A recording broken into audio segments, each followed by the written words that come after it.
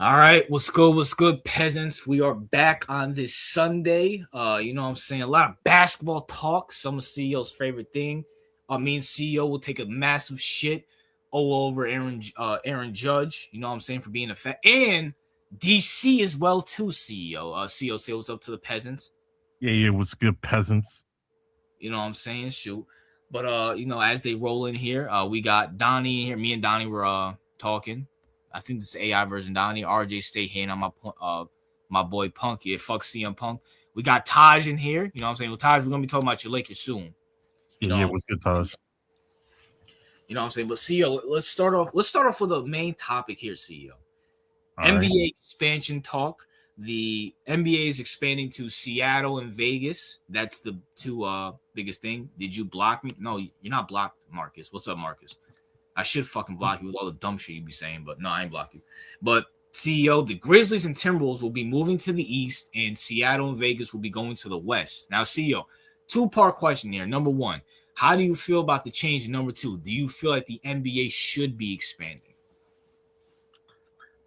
Uh, you know what? I have no issue with the NBA deciding to expand only because they're supposedly they're bringing back the Sonics, Yes. which shouldn't have left. I mean, which shouldn't have disappeared in the first place. So it makes perfect sense with me. I have no problem with them bringing on the Sonics back. And my only issue is with the LA team, with the Las Vegas team. Allegedly, Las Vegas is just. I don't want another Las Vegas team. Las Vegas is a fucking gay ass city. But apart from that, I have no problem with the expansion. Um, moving the they have to rearrange the teams and everything, but I'm not against it per se. Now, how do you feel about the Timberwolves and the Grizzlies moving to the east? I have no problem with it. First of all, the Grizzlies are just another throwaway team, so they're never competitive. Um, it's not like is any serious contender in the East like worried about the fucking Grizzlies? As a Knicks fan, no, absolutely not. Like the Grizzlies are just another fucking like Milwaukee or something, Atlanta like Hawks. or Atlanta Hawks. Like who gives a shit about them? So that's just a whatever move. That's just another team to throw down the list. When it comes to the Wolves, they're more competitive, but again, they're not a scary franchise to deal with. If they move to the East, eventually, probably ends the Ant trade talks with the Celtics, unfortunately. But what I will say is that Minnesota will never win shit. They're a poverty franchise, just like the Grizzlies. No one's worried about that. My Boston Celtics are perennial contenders and champions as of recent, unlike the Knicks. So I have nothing to worry about. So me, see, I'm 50-50 on this, right?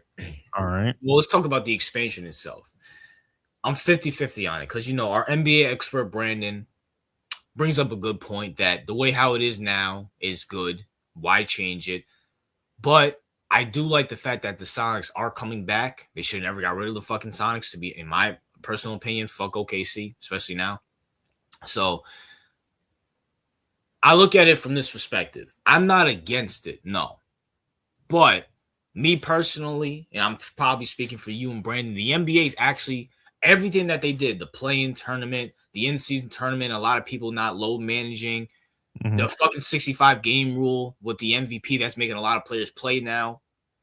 They've been doing semi-good or good, in my personal opinion. I don't want them to do too much. You feel me? It's like if you're painting something, like, do you think Leonardo da Vinci, like, once he made the Mona Lisa, he kept painting? No, he just left it be. Just leave it be. So with this adding on, it's like, I knew it was coming because they always talked about all these fucking gay ass sports league, the MLB, the fucking NFL. They all want to go to Vegas. I don't know what the fuck's up with Vegas. I know there's gambling there, CEO. Yeah, But like, it's a gambling capital of the world, basically. And it's like, who cares? Why do you need a team in Vegas? Niggas don't like the only reason people like Vegas is for two reasons. It's for well, I guess you could say three reasons. Primarily, the first reason is the gambling, right? yeah, And the second reason is prostitutes. And The third reason is entertainment. That's like a distant third after the fucking after the prostitutes and the fucking gambling. All right, so it's a degenerate ass city. Don't know why you need a sports city there. It's an irrelevant a city. Like I don't give a shit about it.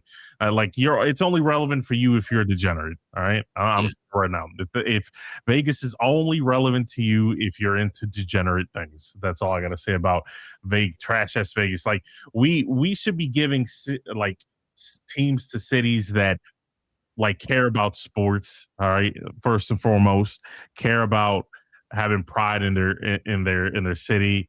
There's a lot of teams out there, like for example, St. Louis that they took a team away from them. yeah. Teams Seattle. Seattle or teams, primarily teams like that, where it's like that's their whole thing. You know what I'm saying? Like they care about it. If it may fuel their economy more, but it's like Vegas doesn't need a sports city. Vegas has gambling, it has prostitutes, it has drugs. All right, that's what people go there. Why do you think it's called Sin City? Like, come on, bro. Like, we don't need a sports teams over there. And plus, if like, what a big distraction! Like, you want to bring a bunch of athletes who are known to have like ridiculously low IQs to go out there and just like indulge in the degeneracy. Come on. Yeah. So we knew the Vegas one was coming. They talked about the Supersonics. It's just like, Oh, my bad, Donnie. Yeah. What's it called? Vegas is such a dope city. It's more than hookers and gamblings. I forgot, Donnie. The $1 buffets at the hotels, which is probably what and shout out to Donnie. I just like. got off the phone with Donnie. Donnie was helping me. I mean, his fucking wrestling takes are horrible, but hey, listen, shout out to Donnie. But I just hope this doesn't backfire. The NBA is making so much progress. I hope this doesn't backfire. Now, CEO, one of the things now with the Grizzlies and the Timberwolves coming to the East, it makes the most sense because Minnesota and the Grizzlies are basically in the fucking East, so they should have been here already. So I really don't care. But CEO, that means there will be a draft of players of each team, CEO. Now, CEO, you have to pick at least 8 players on your team to protect. Who are the 8 players, CEO? Or at least who are the players you're protecting within an 8 range span? What do you mean? Like there's going to be a draft or something? What did you say? So anytime there's a new team, they can't go in the NBA. You can't have a bunch of rookies on one team. So you have to be able to. You have to go in and actually draft. Each team has to put up players that are draftable for the expansion team to have it. Okay. So that means you only get to protect 8 players off your team. The rest of I think, what is that? So 8 subtract 15. What is that? 7? No, that's 6. Yeah. No. Yeah. So you have to have 6 players that are draftable for the team to come in. So CEO, which 8 players are you protecting on your Boston Celtics, CEO, to not get drafted to these new teams? I mean, obviously, the 2 stars, Tatum and Brown. All right. Tatum Brown. I would protect White. Okay. I would protect. That's about. I would protect White. I guess I'd protect. Well, I mean, I'm gonna be honest. Those are the only 3 I really care about like that. No Pritchard. Oh yeah, I forgot about Pritchard. Yeah, I protect Pritchard. Those 4. Like everybody else outside of that, like, like I'm okay with leaving. To be honest. All right. And as a Knicks fan, obviously, Cat and fucking Brunson, they're getting protected. OG is getting protected by me, CEO. All right. OG, I like what he does. Good defensively, good rim runner. I like OG. Josh Hart, protecting him. It is what it is. Josh Hart, if you know ball, Josh Hart contributes more than just stats that they show.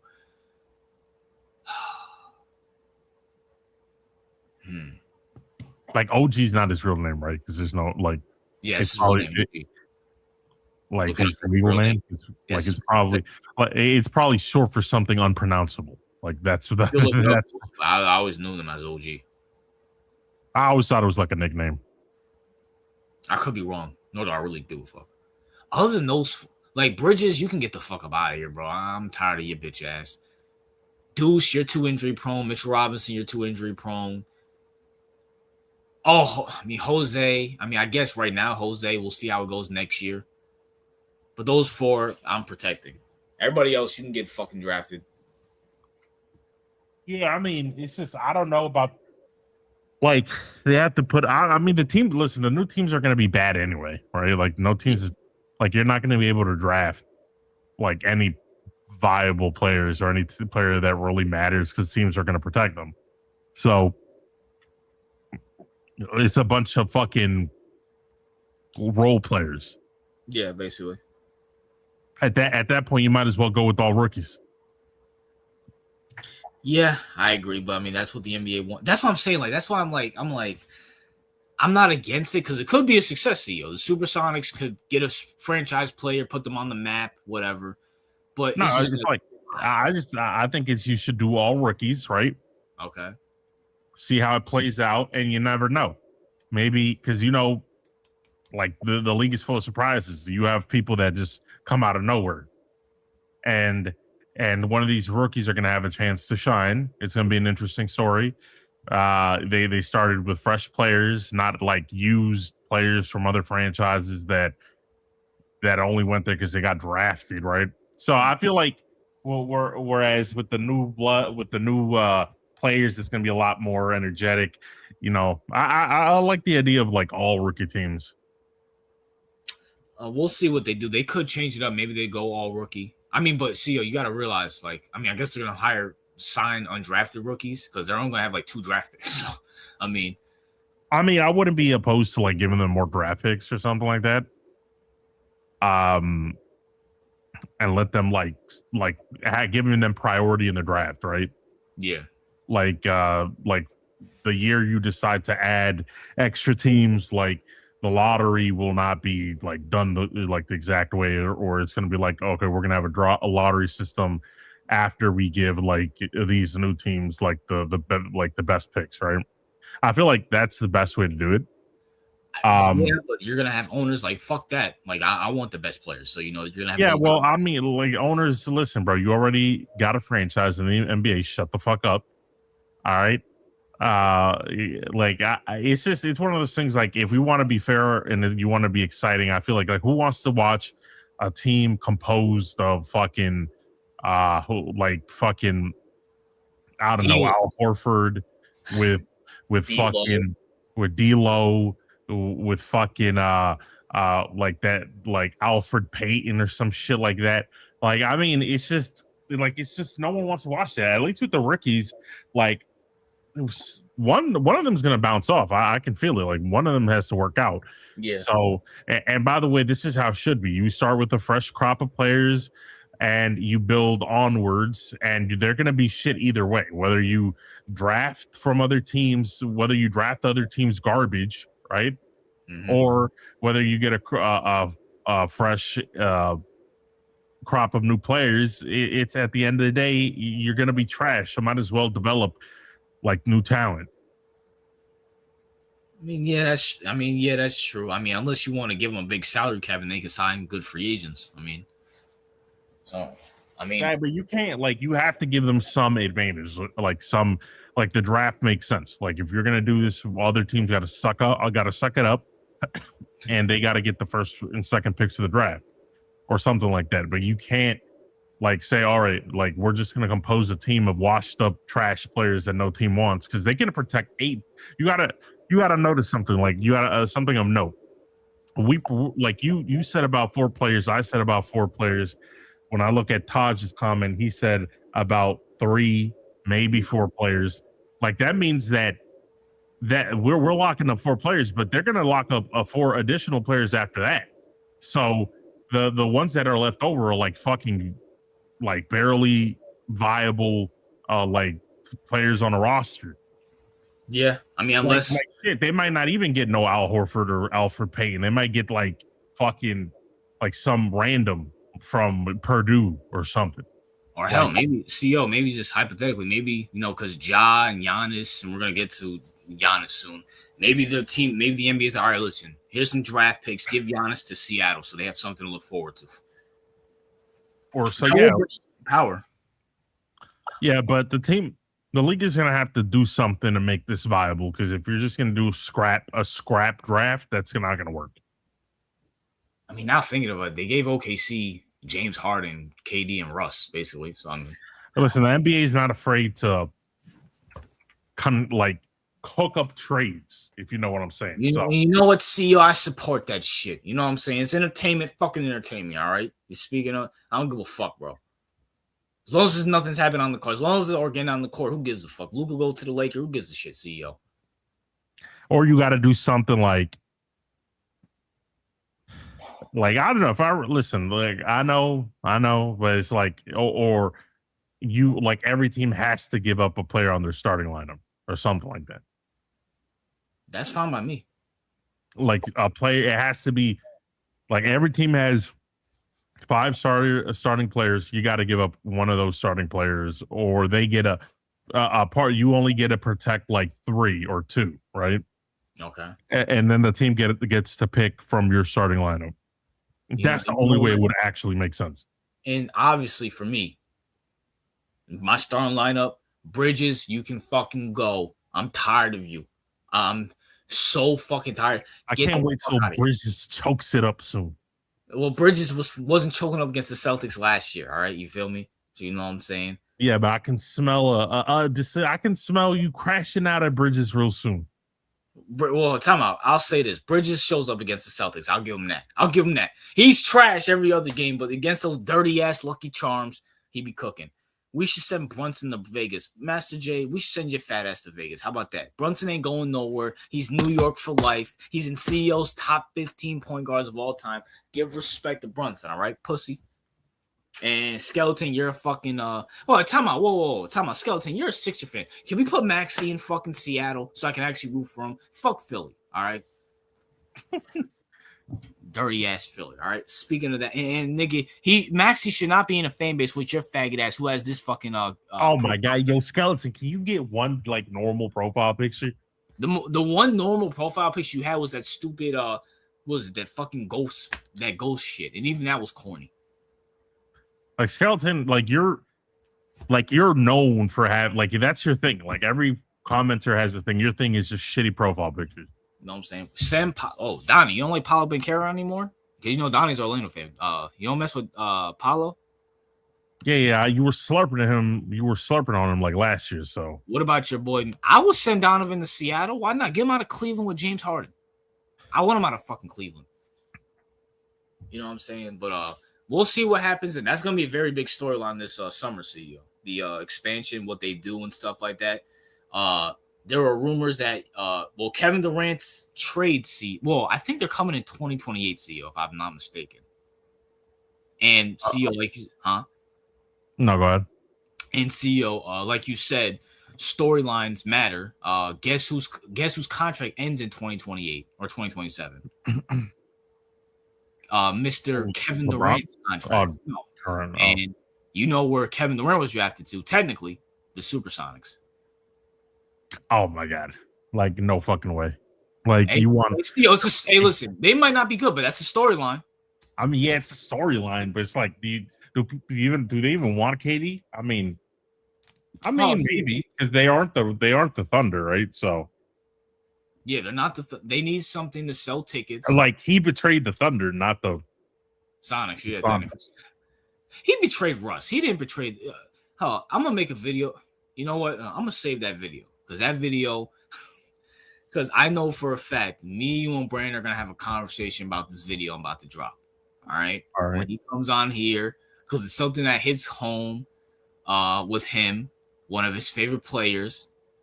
And I know he's going to be pissed off. He's going to call me on the phone. He's going to want to talk because you're going to agree with me on this too, CEO, or at least you'll understand where I'm coming from with this. You know, so I'm going to wait for that video. All right. All right. And I don't know if I'm going to make it a documentary series or a 5-minute video, but listen, that video, because we got to talk about this. And CEO, I want to make a disclaimer. I like this player, CEO, but probably the most overrated player in NBA history. I'm saying that right now. Wait, KD? Nope. So, see, don't even guess. You're going to see the video, all right? Know what I'm saying? No, wait, the most overrated. Well, I'm probably going to guess it, so let me not do the same. Yeah. I don't know if you will, but but if I guess it, you're going to be like, fuck. So might as well not. So I'm going to leave that be. The Supersonic are coming back. Yeah, bro. Have you been living under a rock? This has been news for like a month, Master J. Oh, my bad. Master J was too busy watching the NFL and watching Kamala Harris fucking speeches, CEO. So, I mean, shit.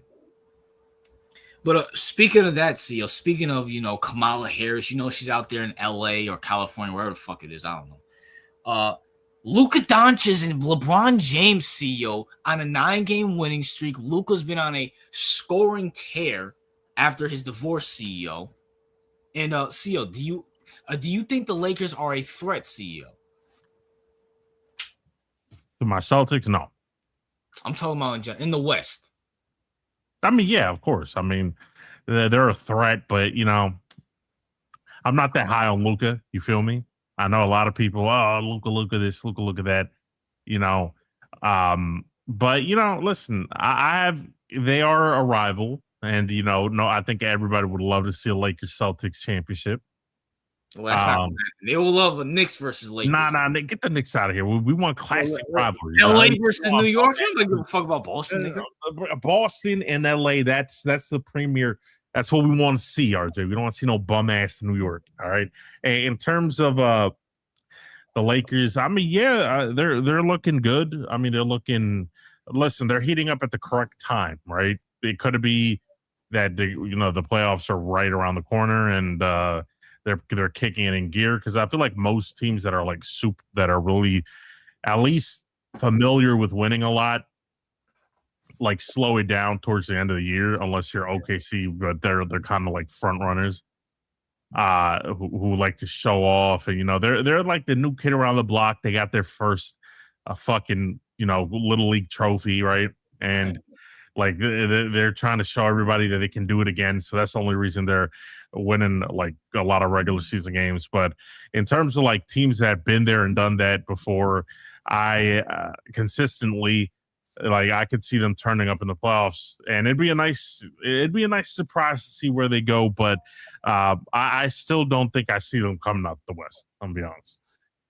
Well, as CEO, and I think Donnie said it. I forgot to mention it, but LeBron James has accepted his role as a number 2. He's averaging like 15 points, 10 rebounds. He's a very good. You know what he is, CEO? He's Chris Bosh to Luka's LeBron and D Wade's Austin Reeves, CEO. All right. Do you think it's a good thing for the Lakers? I mean, yeah, I think LeBron finally accepted the fact that he's he's not in his prime anymore, obviously, and he's like he let go of the mantle. All right, yeah, I think he knew that when they traded for Luka, but I think it's official now, right? Yeah. He let go of the mantle. Now he knows his position, that this is Luka's team, and he's just the old veteran that had a very fabled career, and he's just there to like help them win a championship because he's a veteran and he knows he's been there, done that before, and I think that's his role, and that's the correct role to play. Like, he's not the main guy anymore, and that's just you. That's how you have to run it. You run it through Luka. Austin Reeves, I guess, is the sidekick, if we're being like logical, and I think I wouldn't call LeBron a sidekick. I think he's just like the old mentor that has decided to give the younger generation the torch, and he's just there to guide them through a possibly championship run. That's more what's going on there. CEO, I just was about to ask a question. Now, I do agree with that, but also I do think that LeBron knows his time. Everybody fucking knows LeBron's time is coming. I do honestly believe he wants another championship. And let's be for real, CEO. 5 years from now, people are not going to sit here and say, well, LeBron, he's a 4-time champion, and he had a one when he was not the league guy. No, people are going to say he's a 5-time champion. And, him being right there with Kobe, maybe being short of, I'm going to keep it real with you, CEO. Yeah. And listen, obviously, he's not going to be the GOAT to us. But if he stays another year in this role, they upgrade the team, he plays his, because CEO, he has the most points in NBA history. Right. I think he's top 5 in rebounds, or top 10 in rebounds and assists, and he has the record for the most played basketball games, passing up your Celtics legends Robert Parrish the other night, CEO. You know what I'm saying? Fuck the Celtics. But he has all the records, he has the stats. If he wins 2 more championships, CEO, he's right there with Jordan. Yeah, I don't think he'll get 2 championships, obviously, but You never uh, know. I don't see it unless he decides to like go to a different team. Or like I listen, I don't think that like listen, we're talking the present day Lakers are in a good position. They got their mentor, they got their current superstar, I guess by, normal people's definition. And you have the budding sidekick in Austin Reeves, right? So Hmm. that's kind of what I think they're confident in that trio for now. Uh LeBron is there to just guide the ship. He knows like you can't replace the experience. I know Luca has experience, going to the finals, even though he lost it, but against my Celtics, by the way. But he has experience, but LeBron has way more experience, and he actually has experience winning. So Yeah, I agree, it's a but good storm for them. I think they're in a good position. I think they're in a good position. yeah, I agree. Skeleton, he'll never be Jordan. Y'all crazy. First of all, you I mean, misspelled Jordan. no. By the way, I don't think he's getting 2 chips now. And plus, even if he did get 2 chips, I don't think I wouldn't put him above Jordan, right? So He wouldn't be I, above Jordan for me. But CEO, that conversation does spark up. You know, the bronze sexuals, ESPN. That's their wet dream right there. This nigga wins 6 chips. That's all you're gonna be hearing about for the next fucking year. yeah, listen, look, who James can go do something else. All right. The But league doesn't, Israel, we don't need, oh, yeah, Israel James can do something else. Go to Tel Aviv and marry a Jewess or something. And listen, at the end of the day, what we're gonna do is the NBA is in a good position, and Tajik made up a good point. I do think LeBron did want to sit back and he wanted to he doesn't. I don't think he wants to be number one anymore. I think there's an innate feeling that he knows he's older. He knows you got to be thinking it from a perspective of somebody that's been in the league for like 20 plus years, right, RJ? Like it mhm. gets boring after some time, I can assume, right? Like especially in LeBron's position, yeah, like the bright lights are fun and all that shit, the fame and all that shit, but after some time it becomes mundane and routine, right?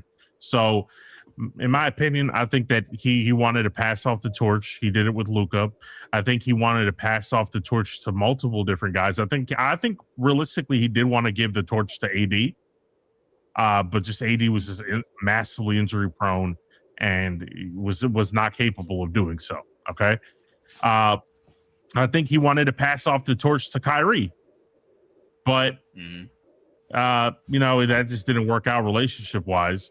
Because Kyrie couldn't stand LeBron, rightfully so. But I think he's going to do it with Luca, and I think Luca's in the position. I think LeBron's at the age where he's just like, bro, you're like old enough to be my son. So I just don't. I'm not. We're not in the same position in our career, so I'm gonna just give you the mantle. Even though I agree with that right now, I don't know about that a year ago. Because see, you also have to remember LeBron is an attention whore, and Yeah. he is an alpha dog. So him giving up the torch would be a huge, huge blow to his ego because he was the guy.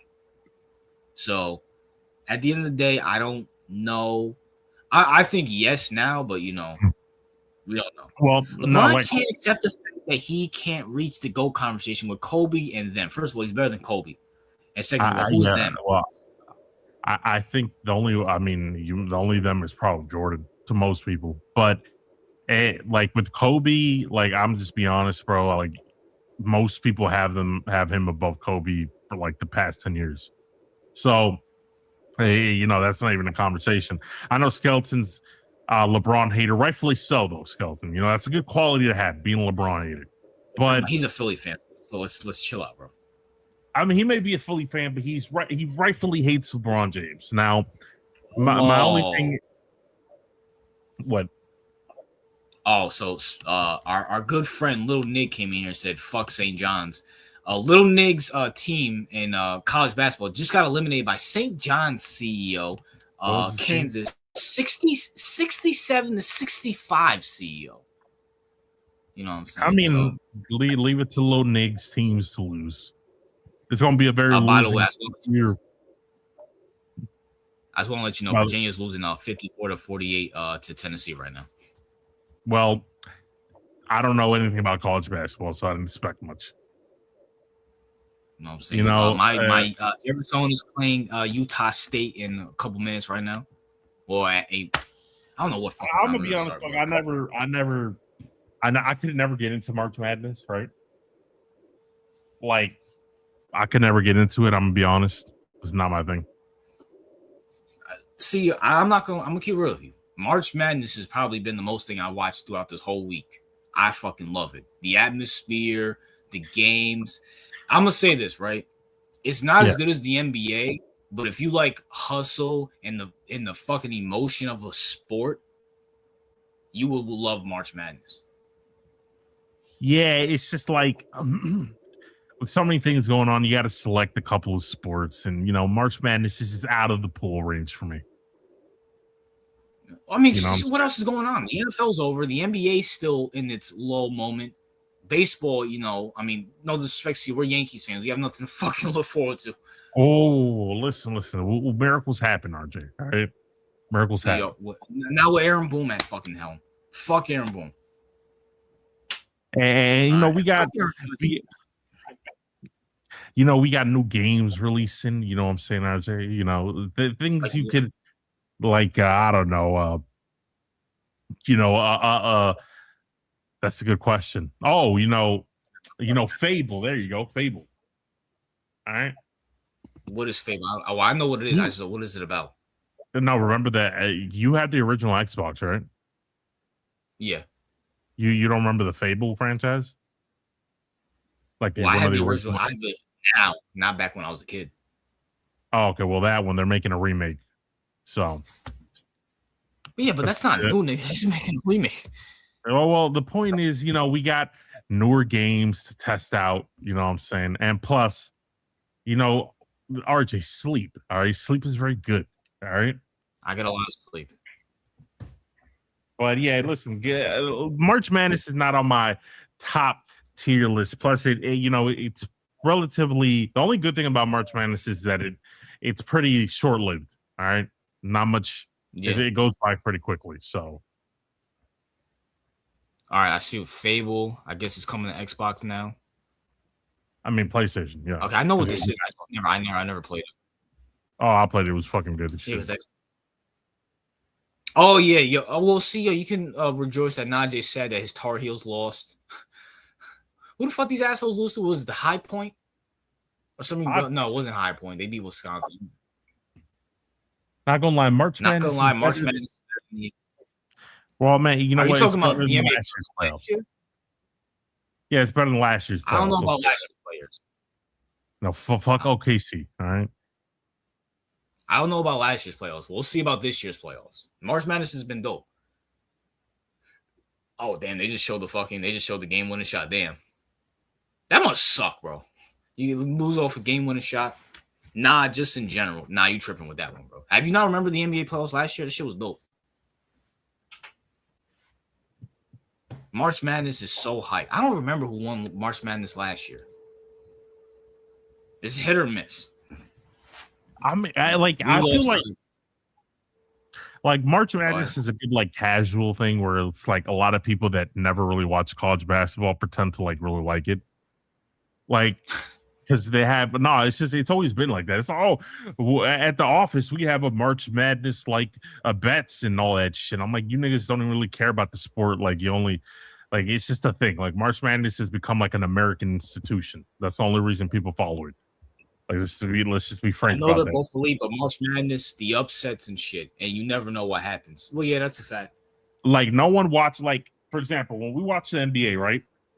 We keep up with trades. We keep up with developing stories throughout the season, right? And then of course we cover the playoffs and all that shit. But with college basketball, it's just like we don't care which college team signed which high schooler, right? We don't care about the ins and outs of what's going on, and like that's just like it's like March. It's a March Madness is a thing. You watch it, then you move on from it. Like it's not something like the NFL or like the NBA or like a league that we cover consistently. So it's hard to like give a shit about it, if that makes sense. No, I If get it's you. not, No. yeah, like for me, I need to be like with the NBA. I'm invested in the stories and the in the with the NFL. I was invested, even though I kind of don't care about the NFL as much anymore. Right? But like that's what I'm saying. At least with like the what's it called? The World Cup is similar, but with the World Cup, it's kind of fun because it's like nations going against each other. Yeah. So it's fun to like shit on countries. So yeah, like with college basketball, it's like, oh, I'm gonna shit on Tennessee, or I'm gonna shit on High Point, or I'm gonna shit on St. John. I'm like, I don't give a shit about these schools. But in comparison, you're like, oh shit, now hey, we can shit on Canada, we can shit on Mexico. You know what I'm saying? That's a lot more fun. No, I agree. Speaking of the what's the name? FIFA, right? You know, Sabrina Carpenter is a big Messi fan, right? Okay. You know, I fucking hate Sabrina Carpenter. You feel me? So, I mean, Messi's a bitch. I don't like Messi. Okay. yeah, what happened with that? What? Like, what happened? Like, you love Messi, at least in the Discord. No, I never like. First of all, I don't like Ronaldo or Messi. Let me make that abundantly clear. All right, I don't like either of them. I don't think they're the best of all time. All right, we had that discussion before, right? Now, like I like, yeah, but I do like I like more. I like more other players, right? Like I like the French guy, the black French guy, Mbappe. Is that his name? Mape. I thought you hated Mape. No, I mean I hate France, but I don't hate him, right? Fuck France in general, but I don't hate him. I like the Erling guy, right, from Norway. I like the I like the I like the newer generation. You feel me, RJ? Like I don't care about the Ronaldo or Messi generation. Fuck that. You sound like Brandon. You don't give a fuck about the OGs, CEO. No, I mean, well, to be honest, like Ronaldo and Messi aren't technically the OGs either. Like those would be the other people that we didn't even grow up watching, right? But at the end of the day, like RJ, like about soccer because you watch it a lot now. Like, isn't the newer generation like fun, right? Yeah, hell yeah. Like all these like bro, like these 18-year-olds. Some of these 18, I'm like, goddamn, they're like basically kids, right? And yeah, like they're so good at what they do. Like that's just fucking crazy. Like imagine being like 18 or 17 and playing with adults, right? That's crazy. Yeah. Yeah, I mean, see, I can respect the older generation and love the newer generation. That's what you get in soccer, unlike the fucking gay ass NFL. I fucking hate all these new players. But speaking of America, I don't give a shit, Skeleton. Eat a dick. All right. Oh shit. Oh yeah, you're right. Skeleton is a big soccer fan. But Lil Nig, you like Sabrina Carpenter? That's tough. Oh, is Lil Nig one of them niggas who love white girls, bro? You found the Kendrick of the chat, CEO. Ronaldo's the GOAT, the Messi. Yeah, the Kendrick facts. Ronaldo's the GOAT, the Messi versus Ronaldo. It's like Peyton versus Brady. Yo, why do people spell Payne's name like that? I thought it was spelled with a P-E. I could have swore it was P-E. No, it's P-E. Tom, I gotta look this shit up. It's irking me right now. It's P-E, bro. Like Peyton's not with an A. Yeah, Peyton Manning, yeah. So why the fuck do people spell with an A? I have no idea. Like I knew it was off when I saw it. So yeah. But yes, Ronaldo is the GOAT. You know what I'm saying? There's no question about it. Messi beats Mbappe in the World Cup final. No way that happens. Is Mbappe playing for France? I assume so. Either way. Well, time out. Well, Messi has to get through Ronaldo in Portugal. You feel me, CEO? So okay, so in the he did. Yeah, you're right. Yeah, he did beat Mbappe. I mean, but wasn't Mbappe like what 18 at the time or something? Like, yeah. Come on, bro. Well, see, like, if you want to watch a good soccer game, watch that France versus Argentina game. Fucking, that's what got me into soccer, CEO. You gotta get up on your soccer knowledge, you dirty ass Hispanic. I'm surprised I'm saying this to you. Yeah, that is very That's very funny. I mean, very ironic. But Yeah. listen, Honestly, how do y'all follow soccer? There's so many leagues, tournaments, and other shit. Honestly, I just follow Premier League, to be honest with you. It's I like mean, kind of yeah, hard to get. he's right. I mean, there are a lot of leagues, right? Yeah. But the thing is, RJ has a point. Like, I guess the Premier League is like the peak of soccer. So, It's the NFL. It's the NFL, it's the NBA. yeah, it's the NFL soccer. So if you're gonna watch that, you can watch that, and then watch the World Cup or whatever the fuck. Um, like I'm pretty sure there are other leagues in soccer that are equally as good as the Premier League, but just maybe we don't know about them. Um, yeah, I mean, do you know them? I mean, there is a fucking league. I would tell you the name of it, CEO, but unfortunately, it's in Mexican, so I can't fucking. I'm not even fucking Oh, joking. It comes on. It comes on. It comes on some absurd channel on my YouTube TV. I'm all right. This is soccer. I'll watch it. Good soccer. Very physical. Them fucking well, Spanish people. Very physical soccer. okay, I just can't pronounce it. I'm looking at I looked it up and it says that they call it the Big Five, right? So you have the Premier League, All right. for which is England. You have Serie A, which is Italy. Okay. You have La Liga, which is Spain. Shout out to Spain. All right. You have Bundesliga, Germany, and League One, which is France, which makes sense. So, okay, let me encompass this by saying European soccer is probably the best soccer. There you go. Yeah. I'm probably thinking of the Spain soccer is good. Spain, they're good at soccer. I'll give them that. You know what I'm You saying? know what I'm CEO's saying? hometown, CEO, our home country, whatever the fuck it is. I don't know. Yeah. Soccer's like boxing. I have no idea what league is what. Yeah, you have to really follow it. See, But that's I why the mean, World Cup is so nice. Like you have yeah, everything at once. yeah. But Premier League, that's where it's at, people. Yeah, I'm gonna get CEO to get some Premier League. I mean, he's gonna be a Manchester fan. Him and get own kid. You know what I'm saying? Because Erling Hanlon's on there. So, Well, what team? he's What in team is he Premier on? League. Huh? What team is he on? Manchester City. That's not bad. So, I'll consider it because I like the player. Plus, Manchester City isn't bitch ass Liverpool. Liverpool, fuck Liverpool. Well, they're You know what I'm rivals saying? over Liverpool. You know, Real Madrid versus Barcelona, CEO. You'll be watching that May 14th with me and Brandon, and you'll get into the fact that the fans are cursing out whoever the players are fucking going at it on the field and going. It's gonna be really emotion, CEO. You're going, wow, this is like Pittsburgh and Ravens back in 2008, CEO. And I haven't seen this since 2008. It's just with soccer, CEO. You're gonna love it, just like how I love it. You know what I'm saying? You're gonna call your mom and your dad and apologize for abandoning your Hispanic roots. You know what I'm saying? So I mean, listen. Wait. Show some love to the Asian soccer team because Japan will well, I'm finally not break bro. that Asian, curse. listen, Listen, bro. nah, No, listen, bro. Japan is ass. Listen. If I want to, like, the only thing sports wise that Japan is probably decent at is fucking baseball. That's about it. Yeah, All right. Like the whole soccer is dominated by Europeans, Africans, in Spanish. and Spanish people, or Hispanics or whatever the fuck.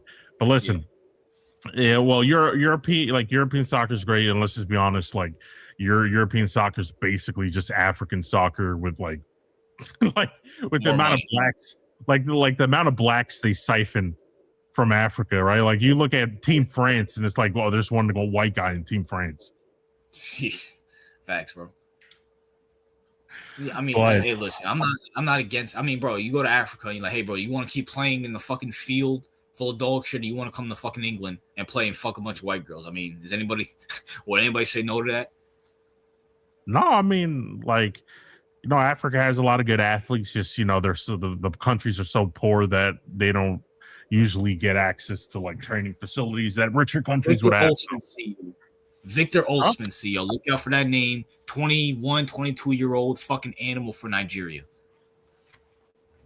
Yeah, I mean, yeah, it's crazy. I'm gonna definitely keep up with the World Cup. We're gonna watch it.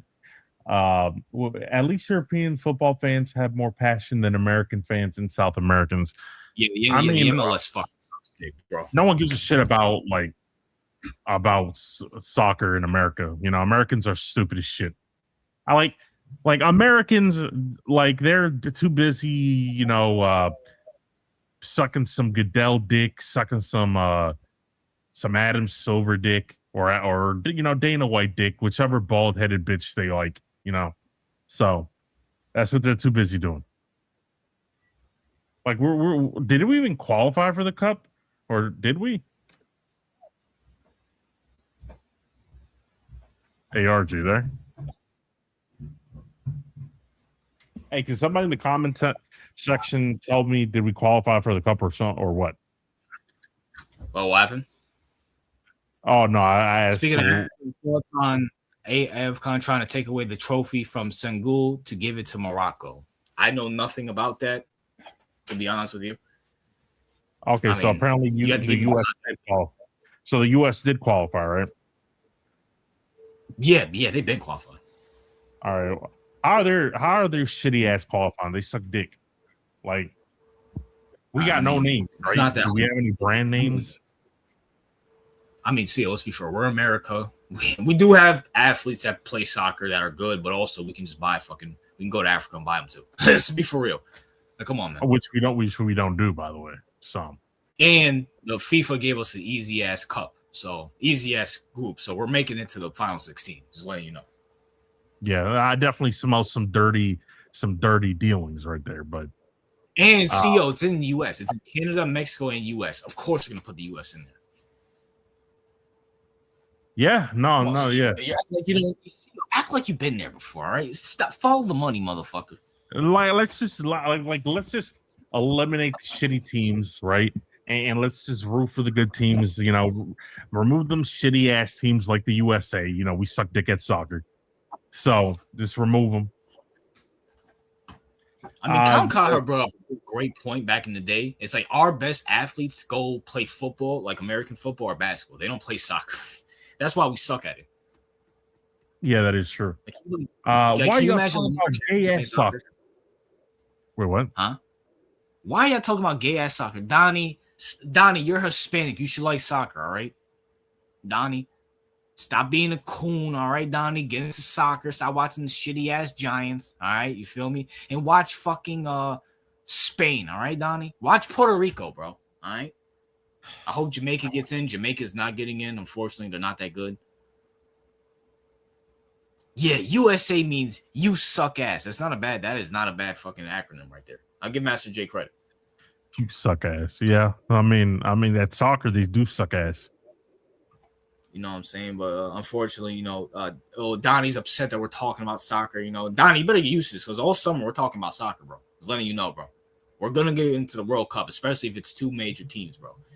Best sport is watching is Chinese ping pong at 2 a.m. Chinese ping pong, CEO. Would you ever get into that? I didn't even know ping pong was a sport. Oh, shit. Like Chinese ping pong. Get the fuck out of here, bro. But CEO, well, this is kind of international. Luka Doncic. Did you hear about Luka Doncic and his divorce and stuff like that, CEO? Not really. I mean, I think I maybe passed through a headline, but I didn't really give it much attention. So long story short, Luka Doncic divorced his wife. He left all of his stuff with his mom in his mom's name, and she protected it from him. So she's not getting a fucking dime from this guy out of the divorce, and she's pissed off about it. But ever since that divorce, Luka Doncic, you see it on the court, he's been balling, and he's in better shape, CEO. So the question is not that. The question is, do athletes have better careers when they're single than married or in relationships, CEO? Your thoughts on that? That's an interesting question, RJ, because it's not as black and white as people think it is, right? Okay. Because like sometimes marriage works for certain players. It provides them stability as long as the woman is the correct woman. It provides them stability, and there's usually not an issue, right? But depending on the players, some of them are unable to like balance like work life, so they prefer like just work or something like that. Like if we look at two examples, for example, Derek Jeter, I don't think he married anybody when he was playing, right? So I think he was single, right, throughout his career. Wait, are you like cutting in and out, or are you leaving or something? Chill out, skill grow up. Another first round exit for my teams. Athletes are better married because they're focused and don't have the distractions of women and partying. But heartbreak will motivate a man to be great. Well, that's what we're going to. I don't know what the fuck happened to RJ. Um, but I'm assuming maybe that's the Wi-Fi. Maybe it is the Wi-Fi. Who knows? But Jeter got married. Yeah, that I think it depends on the player. It depends on the player. Uh, some of them do well, some of them don't. LeBron got married throughout. He was married throughout his whole career. Didn't affect him. Maybe it helped him even. Jeter didn't get married. It helped him. So I think it depends on what kind of person you are, what kind of motivates you, what doesn't motivate you. So it's not a black and white question. It's really heavily reliant on the player. That would be my answer. Damn, RJ sneezing and turning into dust, but needs some nutrients. Well, Master J shitting on RJ while he's away. In case you can hear me, RJ, we can't hear you. I don't know what happened. I don't know if you're there, if you left. I heard you. I was in the other room. Go ahead. All right, so yeah, but like I said, no, it depends on the player. That's basically my conclusion, because it affects different people differently. All right. Well, CEO, I hear what you're saying, CEO, but CEO, I'll say this, right? Now, Yeah. there is context to it, CEO, like you said. But All right. I do believe if you're someone that's an athlete, like something serious like an athlete, I wouldn't, especially now, I wouldn't want to get married, because if you're an athlete, you have to, your whole, it's like being an athlete, it's like being a, like, you know, landscaping or something like that. Your paycheck depends on your performance. Let's be for real. So, you know, you're basically an entrepreneur. So, with that being said, I don't think you should get married. Because, CEO, let's be for real. In 2026, who's the quote unquote right one? You're going to have a lot of hoes coming to you, especially if you're a well-known name like Luka Doncic, and if you have a lot of money and popularity like Luka Doncic. And that takes away from your focus. When you go home, you can look up some film or whatnot. When you go home, you have to deal with a wife and kids. No, you should not be doing that. I get where you're coming from. No, I'm just looking at the examples. Like, I saw how it worked for some people and it didn't for others, right? But like, we do have to take into account the eras in which we're growing up in, and the kind of cultures and how that evolved over time, right? So, because let's say when or devolved, yeah. Well, when LeBron got married, I think he was still in high school, maybe. Yep. And plus, it was what, like the early 2000s. I mean, the vibe was different. Yeah. Like, yeah, I get what you're saying. Now, modern day, it's different with social media, with the you know, the celebrity influence culture, and the whole, like, basically, like, now you can be a professional hoe, right? Like, that kind of culture. And a lot of these athletes are frankly just low IQ. I mean, if we're keeping it a buck, right? They don't know how to make good decisions. They know how to do one thing well, and this play basketball, or play whatever sport they're in. But a lot of them are fucking rockheads, right? Not all of them, but a good chunk of them are fucking stupid. So yeah, if you take all that into play with the de-evolution of society, the whole hoes like basically monetizing hoedom, like, I can definitely see where you're coming from in terms of, like, saying, well, I'd rather, especially in this day and age where cultural norms are not even cultural norms anymore, maybe the best things to do is focus on one's craft and forget about like getting married, or get married after, like Derek Jeter did, for example, right? Yep. Yeah, I kind of agree with that. I promise you, RJ, no single pro athlete in their 20s is going home and looking at film. They're going out partying or on the PlayStation. It says Don. Donnie, Kobe Bryant. Well, he said single. Tom Brady in his early careers. Trying to think who else.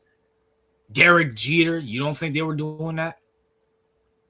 The great players are, Well, but to be these fair, Brady was retards. married. Not I don't think they he had got married to anything to do with Giselle. it. Yeah, I think I he was mean, well, married and to look them. how this ended. You know what I'm saying? So, Ironically enough, the him playing probably kept his marriage yeah, afloat. facts. But I get what you're saying, Donnie. But having a wife and kids is just way distracting. Like it's too distracting. Like I can't. Like no, I can't deal with that. What are we talking about now? Something that you need to listen to, little nigga. So you're not fucking a stupid ass baby daddy or a simp ass boyfriend. Because we know, little nig, you're a fucking fag who grew up in the 2010s, well, late 2020s, where you think you should worship women and kiss their fucking feet. No, motherfucker. You shouldn't be doing that. And you should not be getting married. All right, little nig, you fucking fag. So listen up here. Listen to the OGs, queer. All right. Facts. I mean, None of these here's the niggas. thing. Go ahead. Like marriage nowadays is like honestly, it's even worse than a 50-50 gamble. It's probably like a 60-40 gamble. Like, I mean, that's 82, nigga. like it's probably like 60% it works out. Oh no, 60% it doesn't work out, right? And like 40% it maybe doesn't. And also like that's just for average people, right? Like normal people. Like Yeah. now the like I don't know. I feel like there's so many variables to take into account. But yeah, I think overall, like being an athlete is not a career, it's not a lifelong endeavor, right? It's only Yeah. like 10 years for most athletes, maybe like 15 if you're like a top tier athlete. Like between 10 and 15 years is what your career is most likely lasting. So it's not a lifelong endeavor. So I can see where you're coming from. Like focus on your legacy, focus on your career. It's not like you're going to be short of options when you leave the sport anyway. So I can definitely see where you're coming from with that. Uh, some guys know how to handle it well, right? But I think most of the men that know how to handle it well, this is how the dynamic usually happens. Like they focus on the sport, they financially take care of the family, but the woman runs the household most of the time, and she's the primary caretaker of the child. You probably see your kid once in a while, but the mom takes care of the kid most of the time. And if you have a nanny, that also exists, right?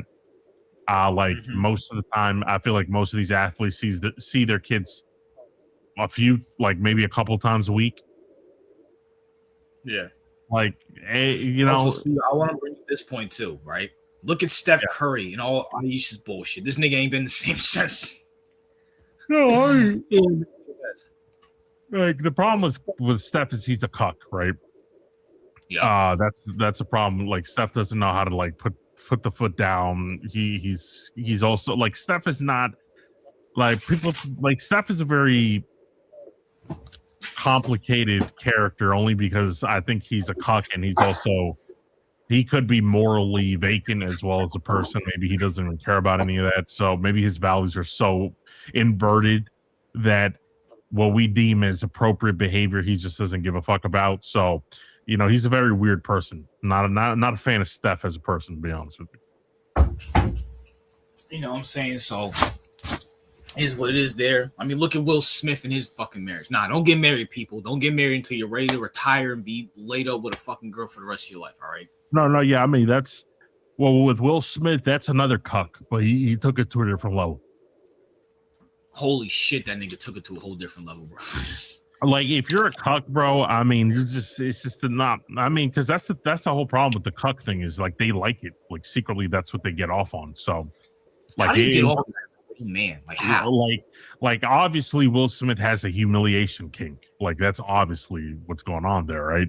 I mean, like because he does it like he has a humiliation thing. He gets off on getting humiliated. He gets off on that, and there's probably a certain subset of people, maybe even Steph Curry falls into that category where they get off on it. To normal men, then we see that as weak. We see that as unbecoming of a man, but in their twisted, inverted world, that's what they get off on. So it works for them, I guess. Man, listen. We all have kinks. Let's be honest. Little Bro, nigga, bro. there's a difference. Like, bro, you like to see your girl get fucked by some 20-year-old rapper. That's not a kink. You're fucked up in the head, bro. It's a cuck. You know, cucks don't get respect because men like real men do not inherently respect cuckery. Okay, like on a primary biological level, real men do not respect cuckery, and I think that most women also don't respect cucks. Obviously, No. like even if she's with you, somewhere deep and down inside, like biologically speaking, she's probably disgusted with you. And that's why these Agreed. women lash out, RJ, because look how diabolical these women are when they're with cucks, because they have no man that they respect. So because when a woman doesn't respect a man, they transform into like fucking succubuses. Yeah, this is beyond ridiculous. So, Luca, shout out to you, Luca, doing the smart thing, leaving your money with a smart woman who actually loves you, your mom. Now you have all your money, put it under her name, and your former wife ain't getting shit, and you didn't get her impregnated. You know what I'm saying? Travis Hunter, take notes, nigga. Oh, Why man, is it that the Europeans know how to fucking handle shit, but not the fucking whatever? Because cultural degradation. I'm not saying Europe isn't culturally, you know, devolving. They are, but just maybe not to the same extent as Americans. Like Americans are speed running degeneracy and speed running like cultural degradation. Like that's all. I mean, like America is Babylon. What about Dak Prescott? Well, Dak, I mean, I don't know. Because, I mean, Dak got the bitch pregnant twice. So, I mean. I'm not even familiar with that situation. Huh? You know, Apex, we don't cover the NFL anymore. Shut up. Well, I mean, yeah, but it's not really the NFL. It's about a player. So, it's like. Yeah, no, but like, well, I don't even know anything about that detail. So, basically, I guess his wife pulled out of the wedding after a month it was supposed to happen. So. Right. I don't know if it's Dak's fault, her fault, both her fault, but either way, Dak has to pay that child support. You know what I'm saying? Like he got her knocked up twice. So maybe could be like a prenup situation where like she didn't want to sign a prenup. You know, and that's a smart thing. Listen, I'm all for prenups. If you're a man and you're gonna get married, you better get a prenup, bro. If you haven't, well, I mean, I don't know, because I feel like you could, like, if you have nothing and then you gain something along the way, then you're fucked. That's usually how that works. Listen, I don't give a fuck. I was with a bitch for 5 days or 5 years. We're getting a fucking prenup. I don't give a fuck. He's like, oh, you don't trust me? No. I'm gonna see you like that. No. I'm leave like that. No. If you don't want to sign it, then we're not getting married, bitch. Fuck you. Because I'm brutally honest to you. That's what comes with wisdom. You know what I'm saying? I mean, you just have to, like, it's just, I don't know. It's just like you have to be. Wait, what? My bad, go. No, I'm watching the game. Child support is way worse than alimony, says Donnie, probably. Absolutely. Bro, it's 18 years. Well, how many? Well, yes, absolutely. Like, because alimony is different for every state. Y'all talking about anyone currently? Y'all niggas talking to anyone currently? No, I'm chilling, bro. What does he mean, like a girl and all that shit? Yeah, like, no, I'm chilling, bro. I mean, like, will I eventually get married? I don't even know. Maybe. Hell no. Like, I don't know. Not in America. Like, not in America, right? Let me clarify that. Like, not in America. And it's like, I don't know. I'm in a point where I'm just enjoying my life, right? Like, I think when you're like, just, I feel like that's a good thing about being a man, right? Where you can just like I don't have to worry about biological clocks. Like, oh my God, like I have to get pregnant before I turn 30, right? Yeah. Like, as a man, you don't got to worry about the 35 or it's like that. Like, you don't got to worry about those things. Like, you got to be in a situation where you're debt free, where you can just try to own as many things as you can, enjoy your life, you know, learn lessons along the way, prepare yourself for the responsibility if you eventually decide to get married or if you decide to have children. You gotta, you gotta be at a certain level of, as RJ likes to say, wisdom, right? So you don't want to end up like niggas that are like, oh shit, they just fucked a bitch and had a baby, and then that kid is like set up for failure because the parents are both retarded. Yeah. Remember when Kaiju got his prime example, Blueface and Krishan Rock's baby. Oh my god, bro. I feel so bad for that kid. Like that dude set up Orlando and 21 Savage CEO. God damn, it's like some kids are just like so set up for failure. And I know, well, some people are saying, oh, but they got money. And I'm like, yeah, that doesn't matter at all. Like, at all. Like, put it like this, bro. Like, money helps, but like, what matters more than money, especially growing up in a situation, is are your parents mentally stable? That's number one. Are your parents have some modicum of intelligence, right? Common sense. Do they have any values or virtues that they can pass on? Right. And more important, RJ, do they have any knowledge to impart? Right. Can they teach you anything? Yep. Can they show you things about the world that maybe you didn't learn until later in life, that you can impart wisdom on them? Like, these are the more important aspects of a parent than just having money. Like Lotto and 21 Savage, I don't care how much money they got or how much like resources they have. Like, the kids are just gonna probably come out fucked up. I mean, it is what it is. Or fucking Blueface and Krishan Rock's baby. Like, come on, man. Like, I can't. And I said this to my supervisor. He agreed with me. Some people should not be having kids. Like, some people are no. Yeah, some people are no. Some people should not be having kids. No, like, that's the bad thing about society in a certain way. Like, yeah, like it would be dystopian at the same time to tell people who like there has to be a way to sign where like which humans are allowed to have kids, right? Like, fuck all that, bro. We need that. Like, that would like that. No, but I feel like that'd be very dystopian, right? And what I mean by that is China's great. They fucking and they tell kids, hey, you can only have one. Because then you look at, okay, what are the requirements? Like, who are allowed to have them? Like, what are, and I feel like it is very dystopian. It takes away freedom, right, RJ? So that comes at a bigger price. But at the same time, it's like you have so many kids that are born into the world in such horrific circumstances, right? That you see both the negatives and like both the positive and negatives of both sides. And I don't know. At the end of the day, I think you just let nature take its course. Or you know how sometimes it's like, God damn, I didn't want that gazelle to get eaten, but it got eaten anyway.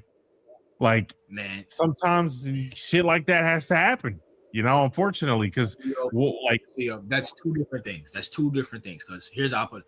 I want to answer Lil Nick's question. I want to address Lil Nick's before we get back to the sports talk. But CEO, right. America is so fucked up. You know how I said with the whole there should be a rule for voting or IQ test for voting. I honestly feel like for children it should be 10 times more. And if you have a child, bro, we're taking your child. We're getting it to a family that deserves it. Because some of y'all do not deserve to have kids. Like, it's like you are so fucked up in the head. You should not be having kids. No, I agree. But then that opens like the door for like more weird shit, right? And what I mean by that is like, that's in effect, that's kind of what eugenics is, right?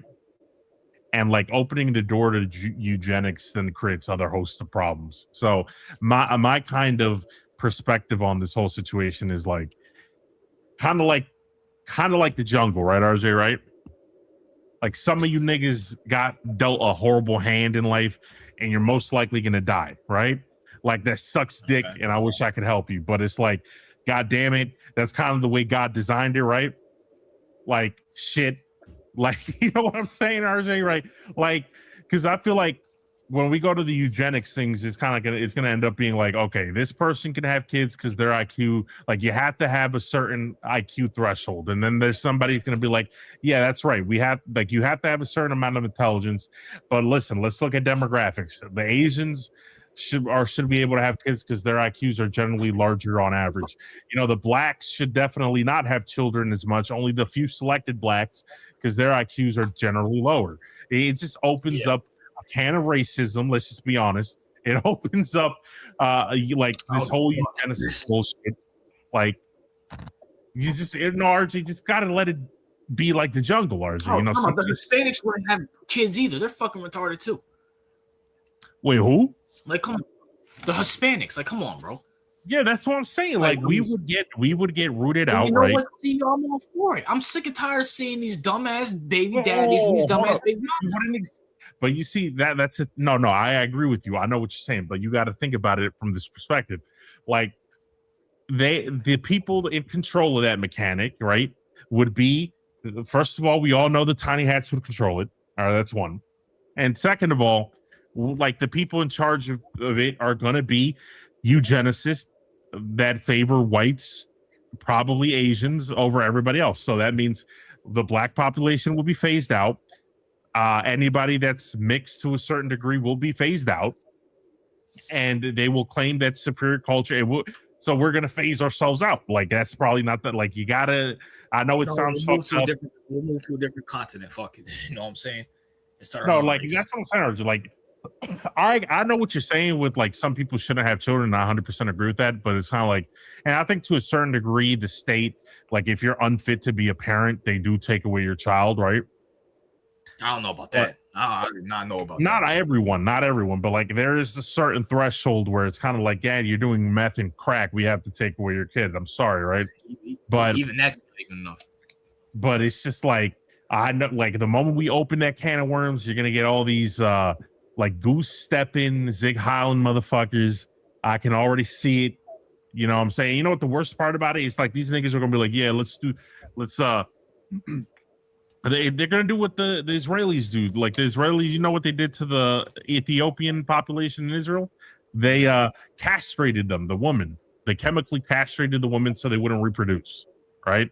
But who was allowed to reproduce? The tiny hats, right? So that will happen across, like whites will do that. You know how the white people are. They're going to do that. You know how the fucking like Asians, like they probably think they're smarter than white people, that they're going to try to do that shit too. And you know who's going to get fucked? Like people like us are going to get fucked over. Yeah, that's true. But you know what? It's our fucking fault because, you know, it is what it is. See, you know, but you know what, CEO, and I agree, you do make up good points. But you know what, the fact that we're having this conversation shows how much fucked up we are. So, no, I agree. Like, there's certain people, like, with like culturally speaking, like I feel like it's culture over everything. I don't think it's a biological thing, right? I think that, like, most of it's a cultural issue. Because I like most of the population are not like super smart. Most of the population, whether that's white people, black people, Asian people, like they're about baseline intelligent, meaning they're all probably similar in that aspect. But the difference is the Asian culture is a lot more. It's different than, let's say, the black culture in America, and those are the differences that really affect certain communities. But you know, the eugenicists are going to claim it's biological when it's really not. Now, you know, to get to the point is, men, do what RJ likes to say. He likes to spam this word a lot. You know, go get some wisdom before you have children. How about that? Yeah, thanks. And Lil Nig says something. What if your girlfriend wants to get married? Well, nigga, that's not her decision. It's your decision, motherfucker. You know, and plus, well, that first of all, you got to understand something, right? Like, I'm not getting married in the U.S. All right, I canceled that proposition a long time ago. Okay, but if you go to a different culture, the expectations might be a little bit different, right? Like with U.S. women, they usually don't press on marriage for the most part, right? Yeah. Like U.S. women are more liberal in that sense, where it's kind of like they don't need to get like married. Not saying that marriage isn't a big deal in the country, but it's not as a big deal as, let's say, Latin America, or like, let's say, Europe, or maybe, well, certain parts of Europe, or like Asia, right? Where it's kind of like the woman is a or in Muslim countries, like women are like fucking. If you're not married by a certain age, there's something wrong with you, right? Mm-hmm. So I feel like for example, RJ, if you move to like I don't know what country you want to move to out of the U.S. because we know this country's going to shit. I don't fucking know. What's it? Spain. Okay, let's say you go to Spain or Brazil or something, or let's just say Brazil because I think you said that multiple times before. So let's say Yeah. you go to Brazil. Spanish women are liberal as fuck as the European. But let's go with Brazil, which is a more, I guess, I guess, conservative place, culturally speaking. Now, if you go to a Spanish country, or let's say you go to some super Asian country or some country that's culturally different than U.S. Maybe if you have a girlfriend for a certain amount of time, she's going to eventually want to get married, right? So the laws are slightly different in those cultures. Now it's still up to the man if he wants to get married or not. But a lot of those women, sometimes a lot of those women have different expectations and have different like societal expectations. I think in Japan, I'm not sure if it's Japan or China, right, RJ? Like if a woman's not married past the age of 25, she's deemed an undesirable by society. Like that's actually a thing, right? So if she's married, if she's like 26 and she's not married, or 27 and she's not married, like society deems her as undesirable in general, and her market just drops off significantly, right? So Uh-huh. that's kind of how that works. So you just got to keep that in mind if you're going to go somewhere else. Well, see, I might go to a third world country. Just buy me 4 wives. Call it a day. All right. You just think said buy. You're gonna buy 4 wives. You going to Yeah, nigga. Africa? Why not? You're gonna pay Yeah. cattle to somebody to own 4 wives? I mean, shit, cow over there is like $15. So fuck it. Why not? Women in other cultures, Latin America, will tolerate cheating more than their husbands in other nations, says Donnie. Well, I mean, Latin America is a fucking suspect. I mean, like, yeah, I mean, to a certain degree, but you shouldn't be cheating in general, right? If Well, that's see, no.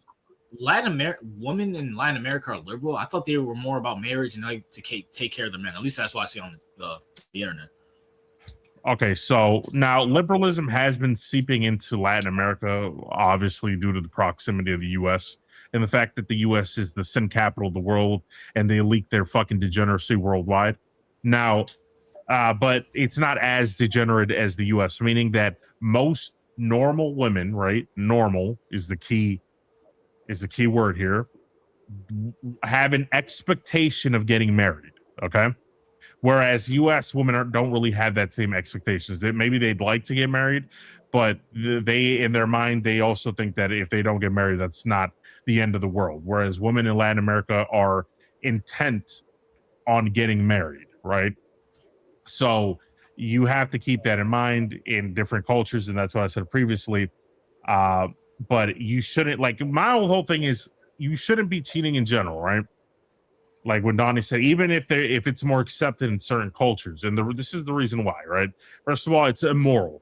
Okay, so I mean, it's just an immoral thing. Now, there's 2 things I will say: if you go into a relationship and you're upfront about it, right, saying that you want this to be a relationship where you take care of her, but because you take care of her and you buy and you basically run the household, that you want her to be okay with you not having relationships with other women, but like having sex with women, but she'll always be like the wife, right? Like if you're upfront about that situation and she agrees to it, that's not cheating. Okay, that's a contract that both of you agreed upon. Now, if she expects exclusivity and you go out and fuck another girl, now that's cheating and that's immoral. Okay, that's what I mean. Just to clarify, I'm not All sure right. what you're in, RJ, but you know, I just want to say this right now. Yeah, a lot of y'all gonna get pissed off at me because you're all Americans, you're all fags, essentially. You know what I'm saying? yeah. Me personally, have I ever cheated on a girlfriend of mine? No, I have not. I am a very loyal guy. But, But perfect example. Apex put it in perfect example. I want to say this right here, right now. Yeah. CEO, and everybody in the chat. Right. A woman likes a Mhm. man who gets a lot of women, and a woman Yeah, will that break is up true. with a guy for being too nonchalant than being a cheater. With that being said, now if you want to, and people bring it up biblically, right? Yeah. In the Bible, it says adultery is when a man has sex with a woman who's not who's another wife. It does not say woman in general. David had multiple wives. Solomon had multiple wives. Moses had Sure. multiple women. All right. So miss me with Now, all that. now listen. Let me clarify upon that. All right. Okay. The reason I'm saying this is like I'm not against men, as Apex said, like Kevin Samuels, rest in peace, by the way. Yep. It's not like, yes, you can exercise your options, and yes, fundamentally speaking, from a biological perspective and evolutionary perspective, women like men that can attract other women, and other women are attracted to them, right? Women inherently biologically find that attractive, right? Mm-hmm. But that doesn't mean she wants you to cheat on them. That just means that women are like, and this isn't like me trying to be misogynist, right? But it's kind of like women are kind of like sheep, right? Where it's kind of like the herder moves one sheep or the lead sheep and they all follow, right? So that's kind of how women, this is why the whole phenomenon about like, oh, if you just want to get more women to text, more attention from women, all you have to do is wear a wedding band, right? Like that whole phenomenon does exist because it is real. Women are attracted to men that other women have pre-selected. This is called pre-selection, and you can look at it from a scientific perspective, and this is present in humans and other primates, where if you have more women, it's like if you have honey, like if you have one of something, it will attract more of that something, right? Mm-hmm. So that's just a biological fact. Now, there's the moral, you have the biological aspect and you have the moral aspect, right? So, from a moral standpoint, it is not proper as a man to promise a woman exclusivity and then go behind her back and then cheat on her, even though you have options, right? That's not Yeah, moral. that's a fact. I do. If you make a promise, you should keep it. Right, that's not moral. That's not moral as a man. If anything, that's weak and undisciplined as a man. Right now, Yeah. if you go into the relationship, well, like I said previously, and you make it clear from the start, like, listen, I'll take care of you, but this is the dynamic I want. I want to be able to be with multiple women, but you are the main woman. But because I'm a man and I have my needs and urges, but because I'm giving you everything and I am financially taking care of you, I don't expect you to cheat on me. And you have to make sure, like, that has to be agreed upon, right? Yep. That's my only issue. Like, I'm assuming, RJ, if you have multiple women, like, you will at least be open with them from the start, right? It won't be like something like you'll go behind their back, right? No, I'm gonna be honest about it. Now, me personally, if I found me a good woman, now Yeah, and also see, I understand that we live in different times in the Bible, unfortunately. yeah, So I understand if I find me a good woman who has the same beliefs as me and I can really connect with, I probably wouldn't cheat because that's a bigger law. If I find something like that, that's like finding a unicorn. So I wouldn't right. risk it, me personally. But I'm gonna say this, right? There's a reason why Jay-Z's still with Beyonce. She's not gonna find another Jay-Z. You can find another Beyonce anywhere. And also, see, going back to the biological standpoint, men in general, there's more women on this earth than men. Men in general mate with more other people. Look at it. Look at the fucking animal kingdom. Just saying.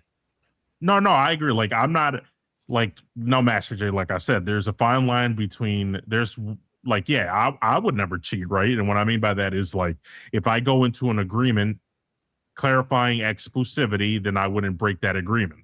Like, if I had the urge to, like, be with multiple women, guess what, Master J? I just wouldn't be with one woman. I wouldn't promise a woman exclusivity.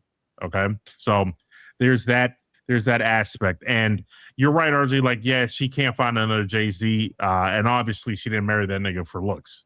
But what I will say is that uh, he has, even though, and by the way, I don't know, Beyonce's kind of morally dubious now that we know a lot about Jay-Z, Mr. Epstein's Island.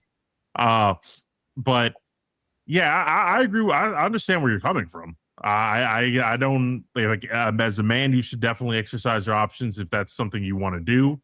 Um, women, and the unfortunate part of reality, which I hate to say it, is that a woman will tolerate, and I'm not saying it's moral because you as a person should, regardless of what society does or how it works, you should have your own moral compass, and you should follow that the way you deem fit. But what I will say is this: the woman would rather be with a unloyal, successful man that has options than a man that has nothing going for him, cannot attract women, but he will be loyal. Woman will always value access to resources, access to status and attraction over male loyalty. Male loyalty is not as strong of an indicator to women as it is for men. Men really, really care about loyalty, right? That is a very important.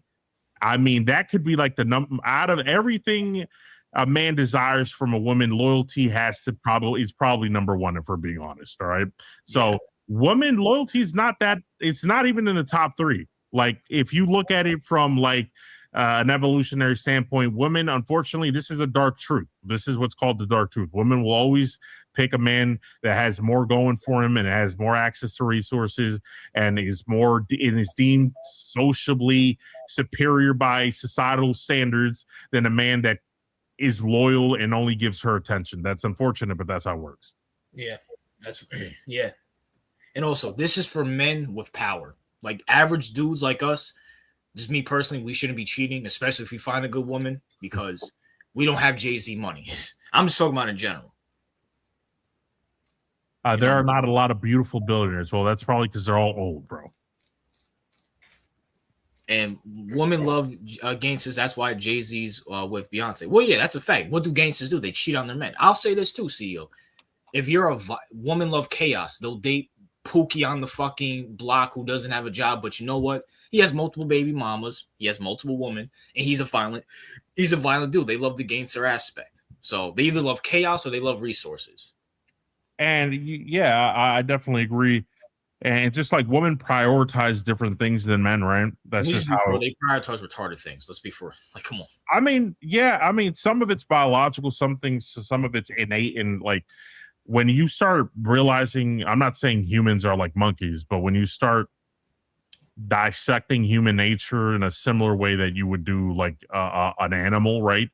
Like patterns are very predictable, and you'll be able to say, okay, this is normal. For example, what I said about women choosing resources, power, and status over loyalties is a reality. And I think some men out there have been living in the Disney fantasy, right? I think most of us have grown up with the Disney fantasy, all that bullshit. Yeah. And we ate the slop before, but you know, a lot of men had to learn the hard way. At least, thank God, we didn't have to learn the hard way, but a lot of men had to learn the hard way via divorce, via cheating, via all this shit. So at least now in the information age, like you have so much information available to you that like you should be taking advantage of it and not make those same mistakes. Agreed. But speaking of that, CEO, is it true that Celtics fans are praying that they don't see us in the playoffs this year? Sounds believable. I agree. Nigga, Celtics fans are not worried about Knicks fans, are not worried about the Knicks. All right, we're gonna take our revenge. All right, we're gonna get our get back this year, and then we're gonna put you to the side, and we're gonna move on to the finals. All right, I'm telling you, RJ, don't be surprised if we upset you, bro. I'm telling you that right now. CEO, we're winning that shit in fucking 5. Not even a question. It is what it is.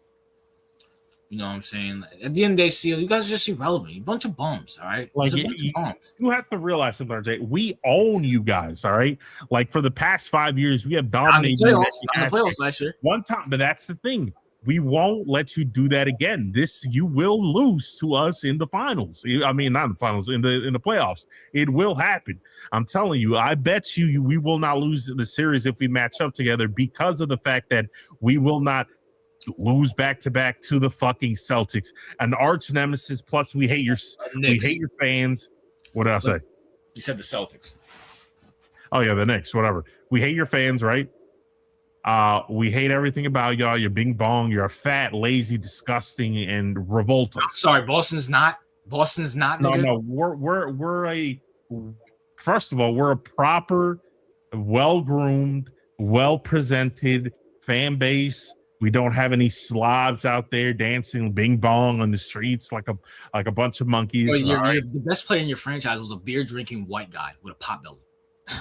So Hey, listen, he that's classic British man right there. All right. yeah, British men are fucking gay and pedophiles. But besides that point, listen. At the end of the day, well, first of all, I'm glad you guys are off the Piston bandwagon as Kay Cunningham is out for a while now. So I'm glad you guys listen. You guys just Brandon was right. Brandon, I'm glad you're here. Brandon's right. You guys just hate New York for some reason. I don't know why. Yeah, well, first of all, I don't hate. It's like an inferior. People in the U.S. hate New York because you want to be us, but you're not us. Okay, Bro, listen, you RJ, you more than anybody know that New York fans are fucking annoying. All right, like New York fans, maybe they're not as annoying as Philly fans, but they're right there. All right. You got the whole bing bong cult. First, that's disgusting. Everybody hates your cash phrase.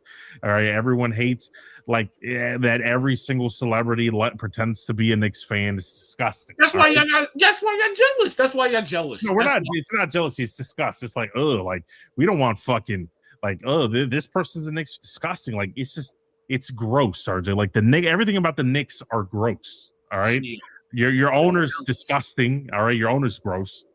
Like you're everything about like your franchise legends are fucking jokes. All right. See, and that's why you're like you got Lil Nig who's an OKC fan. I trigger him every day. Najee's a fucking fag. I mean, come on, bro. Like y'all are just and see, you're a fucking fag. At the end of the day, bro, listen. You guys are so scared. You guys are gonna be hearing from Virginia, from OKC to Boston, bing bong everywhere in June. You guys are fucking scared. No, I'm actually RJ. I'm actually more confident now. I'm actually feeling the Celtics' pride. The Celtics are going to. You heard it here first. If we match up in the playoffs, we are beating the Knicks in 5 or 6. You heard it. You heard it here first. All right. And Najee, I agree with you. Knicks might not see the Celtics, Lil Nick, because you guys might get bounced in the fucking first round, nigga. That's what might happen, bro. So. Yeah, listen, when we get our get back, you're gonna have to, sit there, soak and apologize, and you know what, and say I will never challenge the greatness of Boston ever again. All right. Listen, Boston ain't doing shit. Ain't nobody scared of Boston, bro. Like I feel like we are RJ. We are that team. We got the best GM. We got one of the best coaches. We got some of the best stars. Like this is our conference. We run this shit, RJ. All right. We are that team. All right. So I am fully confident that we will just again, like always, Celtics fans will be let down again. Like always, it's just it's a prophecy at this point. You're so scared. You're messing up your word. You keep saying Celtics. You said Celtics for listen. Yeah, because I agree. Celtics fans will be let down. Well, listen. The only reason I keep saying Celtics is because my mind is just on my team. I have Celtics pride. All right, Knicks. Like saying the word Nick. Like what the fuck is it? Like Nick. Like this is nasty as fuck. Listen, there's a reason. Michael Jordan, the GOAT, literally said New York is the mecca of basketball. He ain't said that about Boston. He ain't said about that OKC. He ain't said about no other team. Listen. And you're proving Brandon right. Charlotte could play you guys, Brandon. And Charlotte's going to get bounced, Najee. They getting swept, nigga. Najee, shut the fuck up. Come on, let's be honest. Charlotte's not beating anybody. Come on, bro. Well, according to Najee, they could beat the Knicks, so. They're not beating anyone. Like, Charlotte, like, the Hornets are a fucking, like...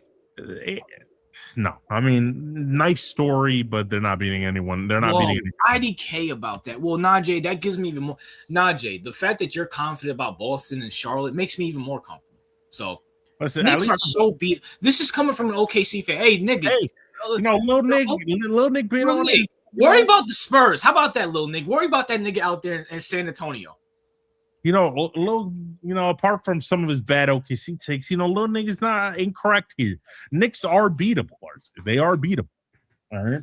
Yeah, they're beatable, just like Boston's beatable. just like OKC's beatable. But like the degree of of being beatable, like you guys are, the Knicks are a lot easier to beat than the Celtics. I'll say that. The Right? fuck, nigga, we whooped y'all this year. What's y'all talking about? We're getting our get back. I'm calling you right now. Y'all ain't getting shit back. Your team is worse. You know what I'm saying? Like at the end of the day, bro, I cannot wait for this. Everybody's gonna be hyping up Boston. And I really hope it's in the fucking third round. I really hope that. Can't wait to send Boston home, man. This is gonna be. They could give Knicks a 6 to 7 game series. Yeah, I say Celtics in 6. He's talking about Charlotte. He's talking about Charlotte, bro. Oh, okay. Well, no. Well, Najee, just shut up and let me do the talking. That's who the fan base is. Oh, here we go. So Knicks are about to win in 4. If Charlotte plays New York, they will force a game 6 or 7. You heard it here first. Well, that means they're gonna lose in like 2.5 CEO. Listen, Charlotte's not beating anyone, bro. Let it go. You know what I'm saying? Najee, just concede. Shut the fuck up. Najee, why are you even talking ball? You're the same guy that I wanted to fire Joe Mazzulla, dog. Yeah, it was a horrible take. Come on, man. But you know what? That's the average. You know, I cannot wait for this Boston's Knicks series. You know what I'm saying? But Knicks in 7 against New York, though. Nigga, Knicks are going to put belt to ass on the fucking... It's going to be beautiful. It's going to be beautiful. I wouldn't be too confident, RJ. We are the better run organization. You know what I'm saying? Y'all were last year and y'all got y'all ass whooped. That was a fluke. All right. If you know flukes exist, RJ. I hope you know that. Flukes exist. See, y'all niggas been... Listen, the bully got punched, and we're not scared of y'all no more, all right? If this was last year, CEO, I'd be like, yeah, y'all own us. It's like a... I hate to make a NFL reference. It's like the Giants in Philly. The Philly always whoops on the Giants because the Giants are soft. But the Knicks proved that in Boston and in New York, bing bong. We bing bonged y'all so much, Jason Tatum didn't want to play the rest. We're going to put the fear back in you. All right. We're going to bully you some more, and then you're going to be done. You heard it here first. Ain't nobody scared of them niggas. You know what I'm saying? Mikal Bridges has his best games against y'all. Yeah, our worst player has his best games against y'all. Just imagine that, CEO. Just imagine that. Well, I can't wait. Knicks fans are way too confident, bro. It's way too confident. Look at this, CEO. The Hornets, the Hawks, the Cavs, and the Raptors can beat the Knicks. You know, Lil Nick, he's only feeling the Celtics. You know, shout out to Lil Nick. Well, I'm glad he's feeling that. He's going to have to feel this little donkey of the day, bro. Here we go. Boom. Right there, man. So, Lil Nig, you earned my donkey of the day today.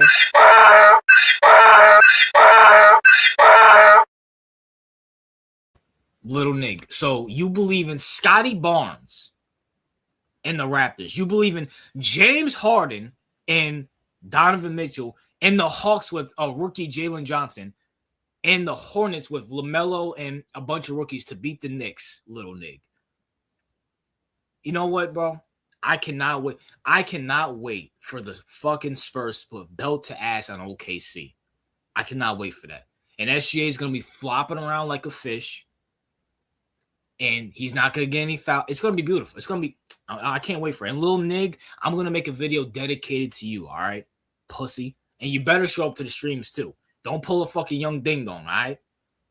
Yo, that nigga. He's gonna pull a young ding dong. Yeah, probably. Who won a ring, buddy? Who gives a fuck? You had no comp and Tyrese Halliburton got injured. Shut the fuck up. Shut up, bro. Y'all fake ass dynasty. No one likes SGA. No one like. You know how bad OKC is sealed. They bring back the Suns. That's how much people hate OKC. I mean, aren't OKC the favorites to leave the West, right? Yep. Yeah, I mean, I'm gonna be honest. I wouldn't be surprised if they made it to the finals. And CEO, guess what? They're gonna get their ass whooped by my Knicks. Bing bong. Jalen Brunson gonna show who the real point guard is. You know what I'm saying? We putting belt to ass on OKC. I'm gonna keep it. I'm gonna be real with you. I think you'd rather lose to the Celtics before you go to the finals and lose to OKC. No, I want to go to the finals. Fuck all that. Fuck all that. You want to go to an OK final? You want to go to the finals to lose? First of all, we're not losing either series. That's number one. But if you're talking about, yes, I'd rather go to the. Who wants to lose in the fucking second round? The fuck? I want to go to a finals. I will actually witness my team go to a final. I know, but you want to lose. Let's say theoretically, the OKC shows up and you lose to them. You're gonna have to deal with little Nick. You're done. You're cooked. Lil Nick's a Texas fan. I'll be able to roast him. But if you actually do the show with you, and once again, I'll be in the finals. All right. I mean, over you and Najee. I was in the finals. Where were you at? Watching me, pussy. I mean, don't worry. You won't have to worry about that because my Celtics are gonna make the finals. So. See, bro, your Celtics, bro. The Celtics are the most. Oh, listen, let me tell you something. The Celtics are a bunch of frauds, yo. Y'all talk about the Celtics are frauds, yo. Y'all get one player back, y'all think y'all the shit. We are warriors. We are warriors, and this is our year. And not only that, Brown has ascended to another level. So you're fucking. This nigga Brown is a fucking fraud. Yo, Brandon, you in the chat, bro? The NBA expert, you in the chat right now? I gotta say this right now, and I want Brandon to date this. I want Brandon to research this, right?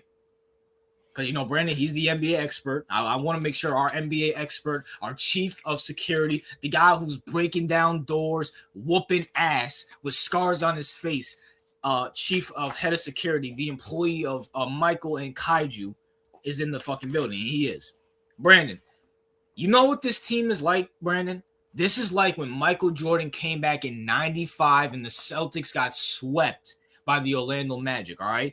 They had false hope with a Michael Jordan who's coming out of retirement. It's the same thing. They're having false hope with Jason Tatum come back from injury, and y'all gonna get bounced. It might not even be to my fucking Knicks. Y'all might get bounced by some other bum-ass team. You want to talk about revenge. You don't think the fucking Orlando Magic want revenge on your sorry-ass team, nigga? Listen, the fuck out of here, bro. When we go back to the finals, I'm gonna need that video uploaded, apologizing to all the Celtics fans, recognizing our greatness, all right, and understanding where your place is in this conference. Okay, I will expect that video, RJ. Okay, I'm expecting that when you lose, not if you lose, when you lose, I'm expecting that video. If we lose, we're losing in the finals. We're not losing anybody. The East is cupcakes for us, bro. Come on, man. Y'all false hope they won a championship. Y'all have false hope. That's right. Yo, we're so scary. We got a nigga from the West. Keep this in mind, bro. There's a 7'4" alien out there who's looking. This guy's looking like the current day Wilt, who smoked this team 3 times this year, CEO, and he's worried about a Knicks team. Where should his focus be, CEO? I mean, Wemby's pretty good. Yeah, I mean, Wemby could surprise a lot of people this year. There's a Sylvanian nigga out there who's getting over a divorce in shape. Where your focus should be at, nigga?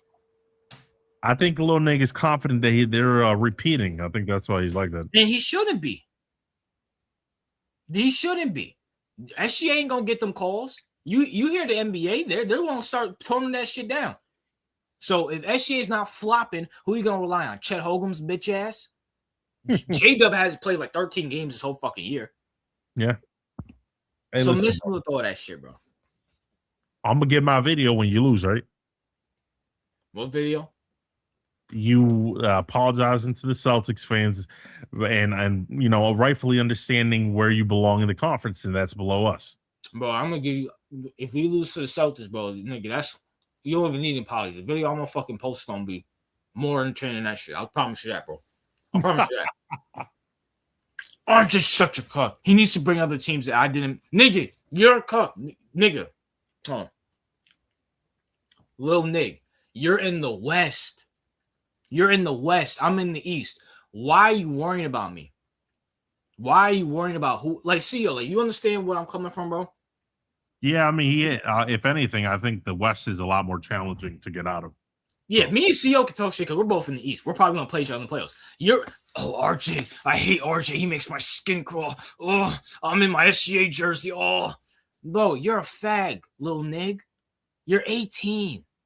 You're not even old enough to be in the mall past 9 o'clock, nigga. Shut the fuck up, bro. Worry about other teams. I'm being more realistic. You're probably going to verse the Spurs before you verse my Knicks. You feel me? So please shut the fuck up. Wemby's an alien, therefore my theory makes 100% true. No, it doesn't, Kaiju. I'm not scared of y'all. You're just so dumb talking about it, being so confident, nigga. Bro, you're an OKC fan. Have y'all seen what y'all been playing like? Oh, Lil Nick, when OKC loses, because y'all gonna lose. When y'all lose in the second round, come back to the stream. And don't delete your comments, because I will go to your comments and comment and roast the fuck out of you every day until you pull up to the stream. Bitch. This playoffs cannot come faster. We got one more week, essentially. Yeah, and we won 11 straight games. Yeah, y'all beat the Utah Jazz. Whoop the fucking... You beat the Wizards last night, nigga. You want a cookie for that shit? Oh my God, fuck the Wizards. Oh, yeah, CEO. We won 11 a game. We're beating Utah, CEO. We're beating the Heat, CEO. We're beating the Wizards. Shut the fuck up. Please. You know, so what you're saying is they're going to be the Patriots this year. Is that what you're saying? They're going to be the Patriots this year. The only difference is they're going to get bounced in the second round. You know what they're going to be? They're going to be the Celtics of last year, get bounced in the second round by the Knicks. Who you know who the Knicks are? The fucking Spurs, pussy. Well, Kaiju, I told you they were going to lose. Should have learned. Celtics says my Patriots lost that Super Bowl. Nah, Knicks are the Pats. Okay, if we're the Pats, that means we're going to the Super Bowl, nigga. Thank you, Najee. You fucking fag. You know what's funny enough? I think RJ'd be okay with just an appearance, which is I don't know. Is that true, RJ? Are you okay with just an appearance? 100%. Because you know why? All right. You gotta look at it in this context. The Yankees, I expect the World Series. All right. The Knicks, come on, bro. We haven't won since the 70s. Like, let's keep it real. Well, but we beat the Nuggets, Celtics, and the T-Wolves. I could live with it. Oh, okay, I guess Brandon agrees with you. Plus, I'm not scared of nobody in the West either. OKC gonna get their ass whooped. Right, OKC's not going nowhere. I'm not worried about OKC. All that flopping shit. Come on, man.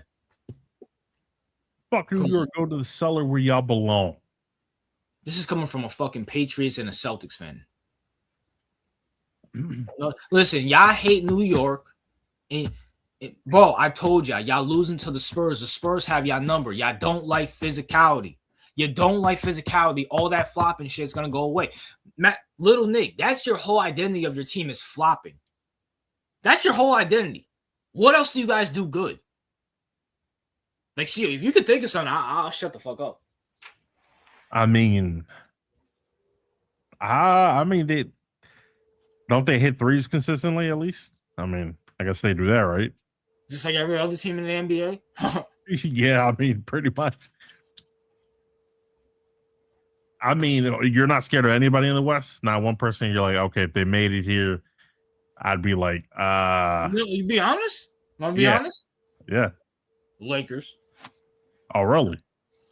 Luka owns at Madison Square Garden. I don't know what's up with that nigga. Luka, man. That nigga Luka's a monster. Everybody else, I can get this smoke. You feel me? I literally said the same thing, Brandon, that they were like leave the ball knowledge to them. Bro, we were injured. What did you say, Naja? I don't remember. Yo, I mean, shit. Hopefully, Lil Nick doesn't have fuel to rub in this podcast face. The NBA better fix what we were talking about the other week. They will. I got trust in the NBA because the NBA hears it. Every time they hear something, they adjust. That is true. I will say that. So they gonna adjust. And plus, why would they want the most hated team to go to the fucking finals? Come on, man. SGA ain't shit. And I love SGA, but he's a flopping bitch now. Niggas worse than Harden, like CEO said.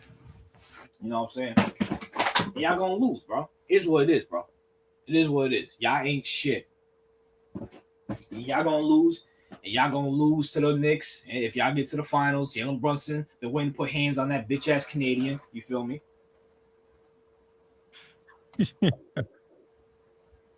I mean, did you see the speaking of the Yankees, you saw the World Baseball Classic? Yeah, I mean, I didn't see it, but I heard of it. You know, I heard our boy pulled a classic Judge. Man, this guy fucking sucks, bro. Like I'm tired. Like the dude, bro, and you know, ironically enough, Bryce Harper was Bro, clutch. I'm so glad I ain't watched it. That would have been hot. You know, like my only thing is, like Judge is already like what in his early 30s, or I don't know how old he is. Yeah, he's somewhere around there. Like, just move on, bro. Or get, I can't. See, every time I think of the Yankees, like I just because you can't say that he's enough because he's not enough. All right. No, we've been doing this for 10 years now. So either you move on from him and you know get like some stupid capital or whatever the fuck. You move on from him and get some big returns. Yeah. And you try to scout the next franchise player, or you have to like add something else because this dude's not enough. Like you added Juan Soto, which took us to the World Series, and unfortunately we got that didn't work out. But you have to pair him with somebody else because Judge is not enough. Period. He's just not enough. And you could have traded for Bryce Harper. The guy said he was a Yankee. He wants to be a Yankee, and you didn't do it. Guy's still in his prime. He's wasted his way out in fucking Philadelphia. I'm so glad I did not watch this. I'm so glad I did not watch this because it was just pissed me off how much. Whatever, man. Like, yeah, I mean, I don't care how many words he has. He's never gonna bring a ring by himself. He needs somebody else. And you still got Aaron Boone on the. Yeah, you know what? The crazy thing is, I'd give Judge another chance under a different coach. Yeah, but we can't even get that. We can't even see that. So, at least it's something that we all know. Boom sucks. You know what I'm saying? Certified. Yeah, he's certified garbage. You know, and by the way, just asking, CEO, do you know who's gonna be in the who do you have coming out the NL and AL? Well, obviously, Dodgers are coming out. The NL. Who you have coming out the AL?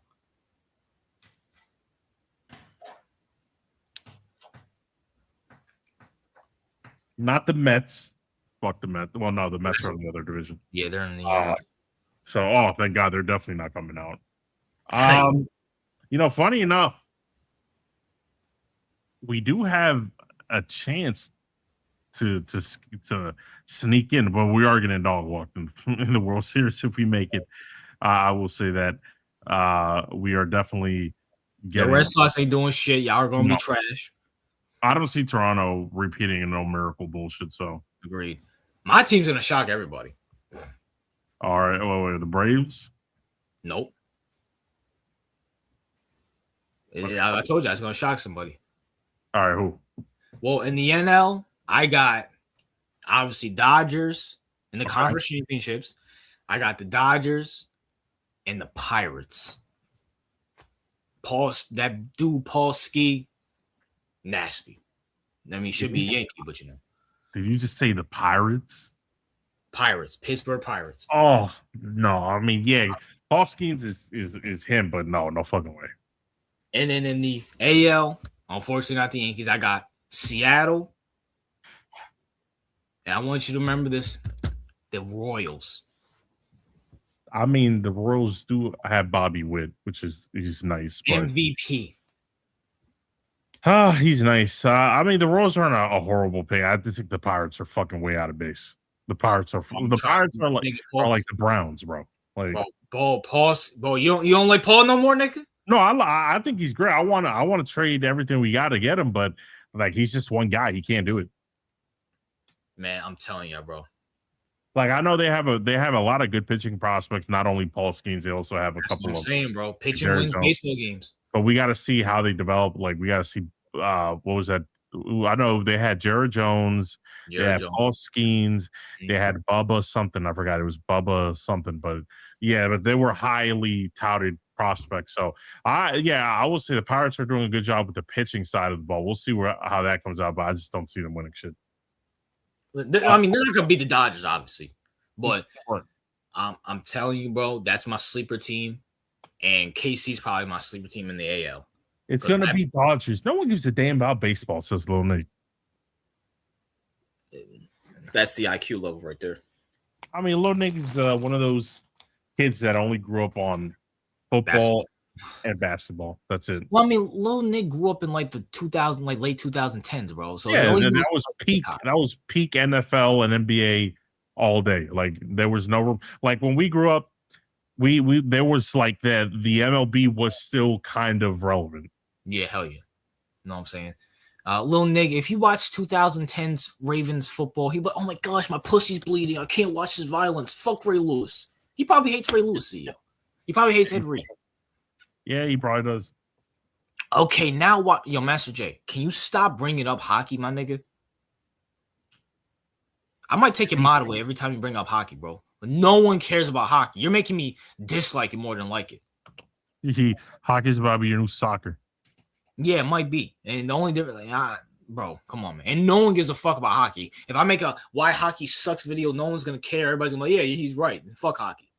Well, except for Master J and Brand. So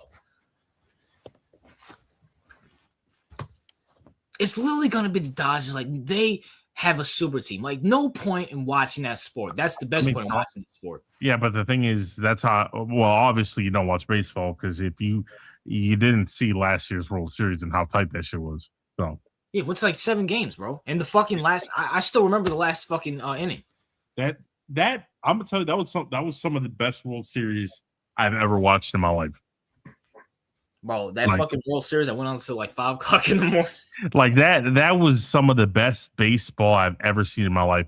And I'm not even joking. Like, even though I hated both, essentially I hated both teams, but I had to root for the Dodgers because I fucked the Blue Jays.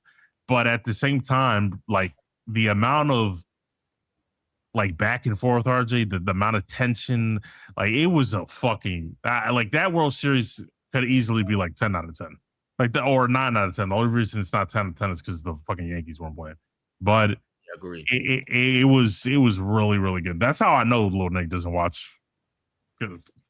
He said, "Nah, watch that. It was really fucking good. You ain't watch shit, nigga."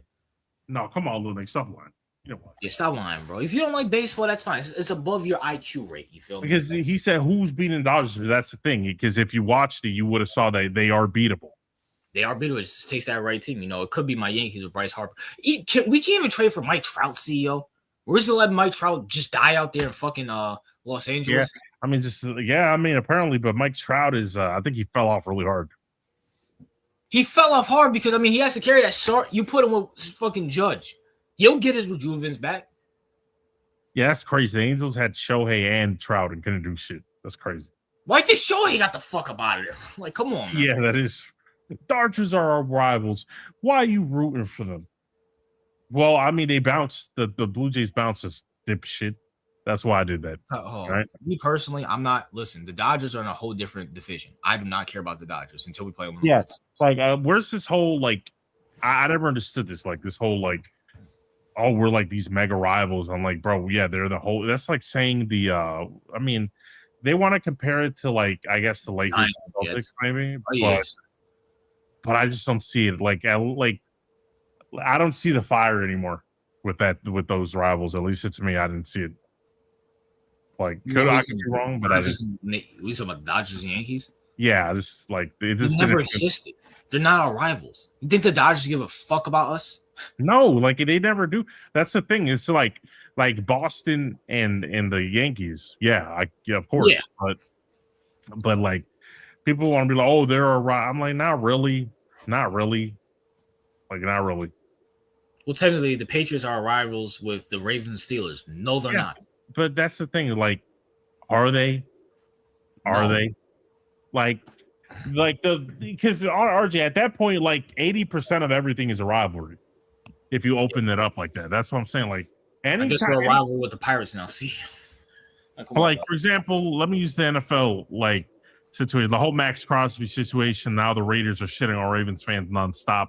Is that now all of a sudden a rivalry? The Ravens and the Raiders? Like, come on, like it's not a rivalry. You guys face each other 12 times in the World Series. I mean, yeah, but nah, Jay, that was like back in like the 30s, though. Like, come on, bro. 2 different time periods.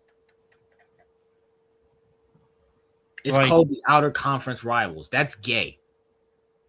Like I said, then you have to open it up, because then what constitutes a rival? How many times did you have to play a team in the World Series to be a rival? Then we have to look things up, and then you'll see the numbers, and then you're gonna, and some random teams is like, I'll catch you. How many times does the the Yankees have to play another team in a serious game in order for them to be considered a rival? And guess what? Seriously, answer that. The Browns and Jets are rivals, CEO. No, they're not. No, who? First of all, that's the first time I've ever heard of that. I'm surprised you didn't give them donkey tape for this. Like that, the Jets and Browns are rivals. I mean, maybe they rival who's at more ass. Yeah, maybe rival for the first overall pick, I guess. Yeah, but not Kaiju. If you are willing to say that the Browns and Jets are rivals, then everyone's a rival. Theoretically, yeah, I guess certainly. I mean, I guess in a certain way, yeah. You can only have like 1 or 2 rivals. You can't have 5 rivals, bro. Come on. Guess according to Kaiju, you can. Yeah, you can have 1 or 2, maybe 3, but you can't have more than that. We'll see. I don't know where Kaiju pulled that from. There's no way. They have history with each other. Kaiju. That's the thing, bro. Rivalries evolve. Sometimes, Kaju's probably pulling some shit from the 40s. That shit. I'm sorry. No one cares. There's no Jet fans or Browns fans that would agree with that statement. And hell, even people back in the 40s who are still alive, you think they remember that shit? Come on, bro. The Cowboys, 49ers, Packers, and Steelers are rivals. Explain that. You explain it, nigga. We're saying they're not. Yeah, I mean, I can understand in-state rivalries and division rivalries. This whole out-of-conference shit, miss me with all that shit. Jets didn't exist during the 40s. Okay, my bad, the 60s. All right, so Kaiju, are the Yankees and the Giants rivals? He's gonna say yeah. How are the Niners and Cowboys aren't rivals? They're not in the same division. People just don't have definitions. You can call a rival Raven. The Ravens and Raiders are now rivals, apparently. Yeah. So that means the Lakers and Celtics are rivals. No, they're rivals because they have history. They always had history. The NBA, Bill Russell, Wilt Chamberlain, Larry Bird, Magic Johnson, Kobe versus Kevin Garnett. Come on. Listen, I'll give you this. If you want to say that the Dodgers and Yankees are rivals, fine, I'll give it to you. But at the end of the day, you guys are opening the definition way too much. The fact that, what's his name, Kaiju can argue that the Browns and Jets are rivals. And any team, because at that point, we can't, the standard can't be you had a history, because every team had history with every team at some point in time. And the longer these leagues continue, that will be true. There will be a certain segment in history where 2 teams will beef and other 2 teams will beef. So then you either have to say this is an evolving term, or you have to say, no, it's purely dependent on division and conference, right? Which is, I think, what RJ's more you're more focusing on, okay, are you in my division and conference? Or are you in my state? Or in my state or whatever the fuck that, the proximity, right? Whereas these people are arguing, no, it's about other factors or about the history. And that's the thing, history evolves. You will eventually have, the Yankees and I wouldn't even call the Yankees and Astros a rivalry. It was just a cheating scandal that went wrong, right? It was they're not rivals, they're cheaters, right? Yep. So, but people would call that a rivalry. And that's just so at some point throughout the history, if the Yankees, I'm pretty sure, RJ, there's a team that we forgot about that we have no knowledge of, that back in the 1970s, that in that era, the Yankees had beef with a certain franchise. Yep. Like, does that mean we're rivals now? I mean, I don't know about that. Like, you're missing the point. When you was a winning team, they placed each other in the playoffs for the season. Wait, you're missing the point. When you was a winning team, they played each other in the playoffs for the season. Okay, Kaju, but you would in the same breath, are the Blue Jays rivals? Yes or no? He's gonna say yes. No, I just want to hear what he's like to say because this dude's. We have beef with all New York teams. Okay, Kaju, yes or no? Are the Blue Jays rivals to the Yankees? Yes or no? Yeah, it's simple. Yes or no. Don't even take too long to answer. Just a simple yes or no. Probably. Okay, I'm gonna take that as a yes. Okay, so they're actually in our division, right? Yes. Okay, so he puts more weight in the outer conference rival than he does in the same division that we're in. Does that make sense? Like, that's, you know what that's saying, RJ? That's like saying the Ravens are bigger rivals with the Niners than, let's say, the Bengals. Yeah. Like, that's kind of the same logic. So I think it's simple. Rivalries have to be inner division and inner conference at the most. Like, when you do outer conference shit, like it just muddies the term, in my opinion. Like because now you're saying probably. Okay, so if it's a yes, then that means that you're mad at me because how can I root for the Dodgers if technically the Blue Jays are also rivals? So you can't root for nobody. Yeah, like, well, that just makes no sense. So we're gonna have to wait for some obscure team like Detroit to make it to root for them, nigga. And even then, but RJ and CEO back in the '65, the Yankees blow. Like, shut up, bro. You know what? I'm gonna call it right now. This is gonna be the definition of rival. They have to be in your division or in your conference at most. Or I'll say at least in your state, because the Mets in your state. Okay, or Mets and Yankees. I think the Mets and Yankees are rivals. Okay, or you're in the same state and you're repping the same state and there's a conflict there. Okay, that's fine. But when you want to talk about if you don't fit those three categories, you're not a rival. How about that? Yeah, sorry. So Cowboys and 49ers, no one gives a fuck about the 70s and 90s. Bills and Chiefs, that's not even a rivalry, to be honest with you. No, I wouldn't consider that rivalry. So Steelers are like rivals, I said. Yes, they are, nigga. They're in the same division. But you said Dodgers and you said the Jets and Browns.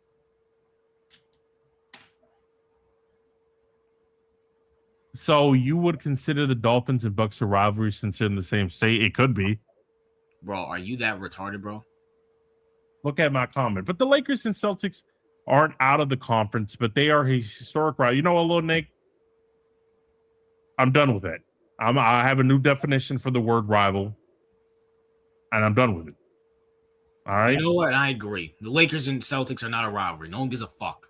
No, I'm done with it. I'm done with it. Like, everything's a rivalry to you motherfuckers, and we have to set clear definitions, all right? We have to set clear definitions because you guys basically, you know what the rivalry has turned into, RJ? What? Like someone's gendered. Like, it could be anything. Yeah. All right, no, we're done with that. All right, we have our definitions, period. Yeah, so Lil Nig, Najee, Kaiju, Suckamean Cock, all right? Fuck yeah. And CEO, for our final topic, CEO. All right. And Daniel Cormier comes out and says, the White House card is the best of the year and the greatest card ever. CEO. Daniel Cormier, I wish I could look up the interview, was buck dancing, shiving like he's a black guy rooting for the Democrat Party or the Republican Party at that point, saying the White House card is the best. I can't wait to go. I can't wait to be there, whatever. And I just have one thing to say, CEO. DC, I've lost so much respect for you. Yeah. I've never respected you. John Jones fucking owns you. You're a fucking cuck. You look like a bitch. You know what I'm saying? I wish Anderson Silva would have whooped your ass if you actually had time to train for that fight. You are such a fucking bitch. If you like the White House card, that's fine. But going out your way on your podcast, talking about it's the greatest ever, and the fucking card hasn't even happened. You are so gay, dog. Beyond gay. He's a Dana suck up. He's a Dana bootlicker. That's what the fuck he is. You know what I'm saying? And shout out to Jordan. It's almost It's almost April. It's gonna be my birthday. Shout out to you, Jordan. yeah, shout out to Jordan. You know, being always a real one. I'm like, you dirty, filthy idiots in the comments. But like I was saying, well, the problem with, you know, he's officially a corporate sellout, is what I call him. Like he kisses the company boot no matter what they do.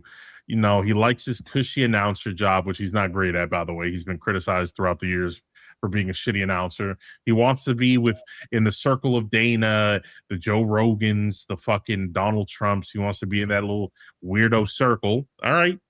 But now, like, people shouldn't respect you because you're obviously willing to sell out your morals, and you're willing to sell out, you know, you're just willing to sell out because you're comfortable. And by the way, I just want to point something out. Like, not even from a moral perspective, which now, you know, DC, you can't, like, yeah, you're more like, I know how DC always clowned John Jones for being like morally dubious and all that shit. Like, he's morally a bad person. Like, I watched all those interviews pre-fight, and he talked about how bad John Jones is because, you know, he's a wife beater.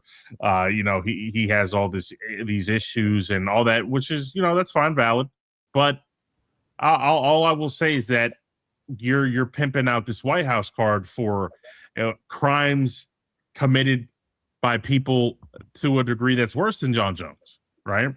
So you can't just sit there and try to, you lost the moral high ground.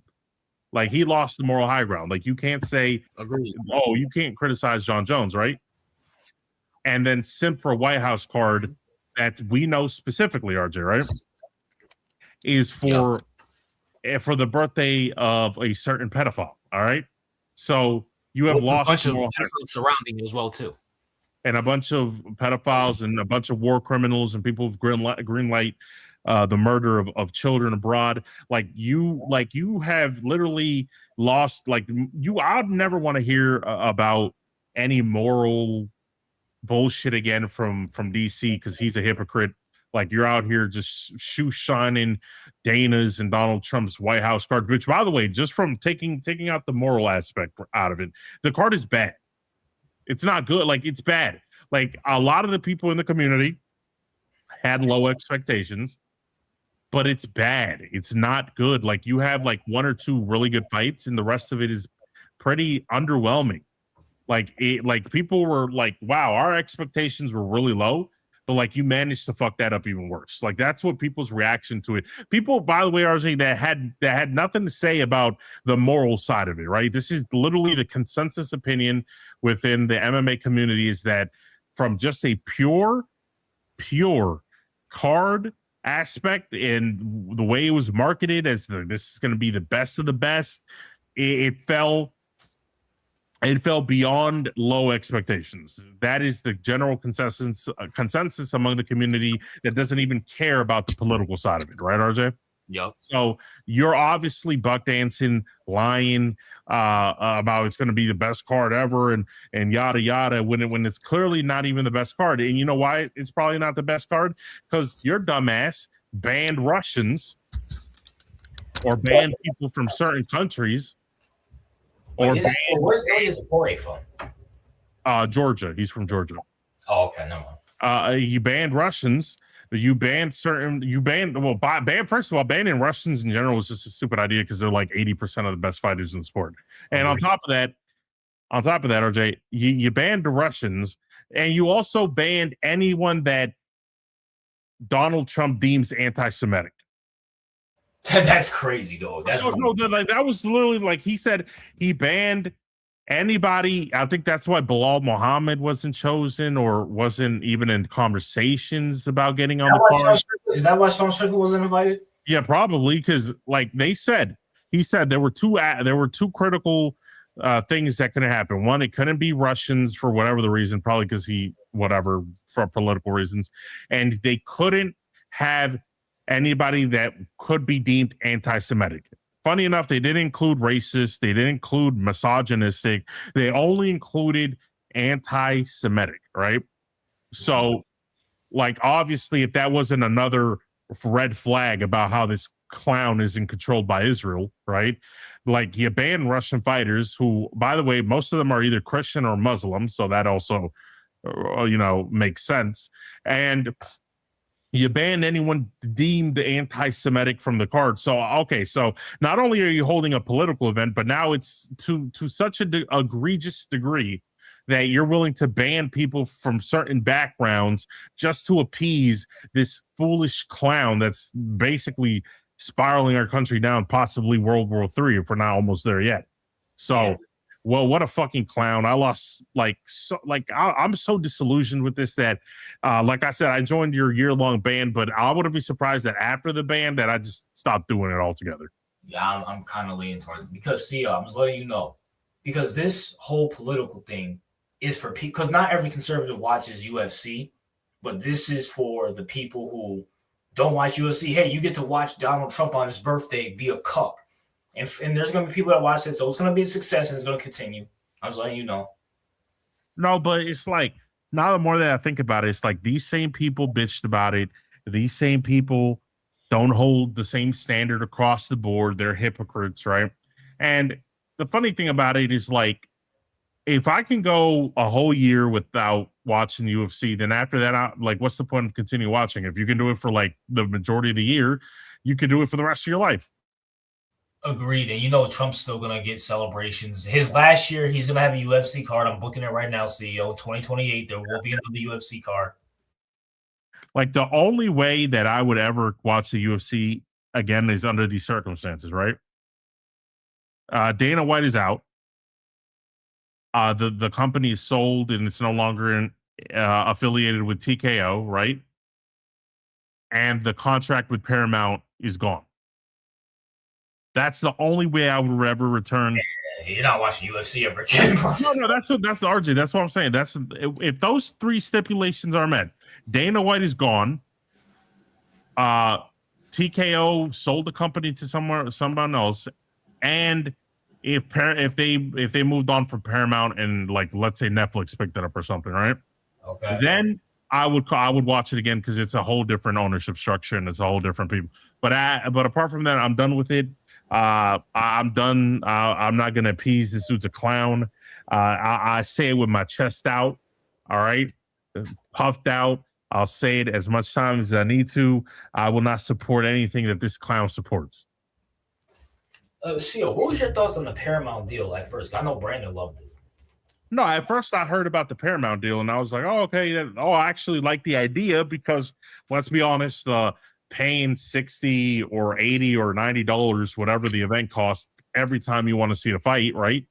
At pay-per-view was a ridiculous amount of money. Like people were, if you want to watch every UFC pay-per-view, which I'm assuming somebody out there has done it, right? Yeah.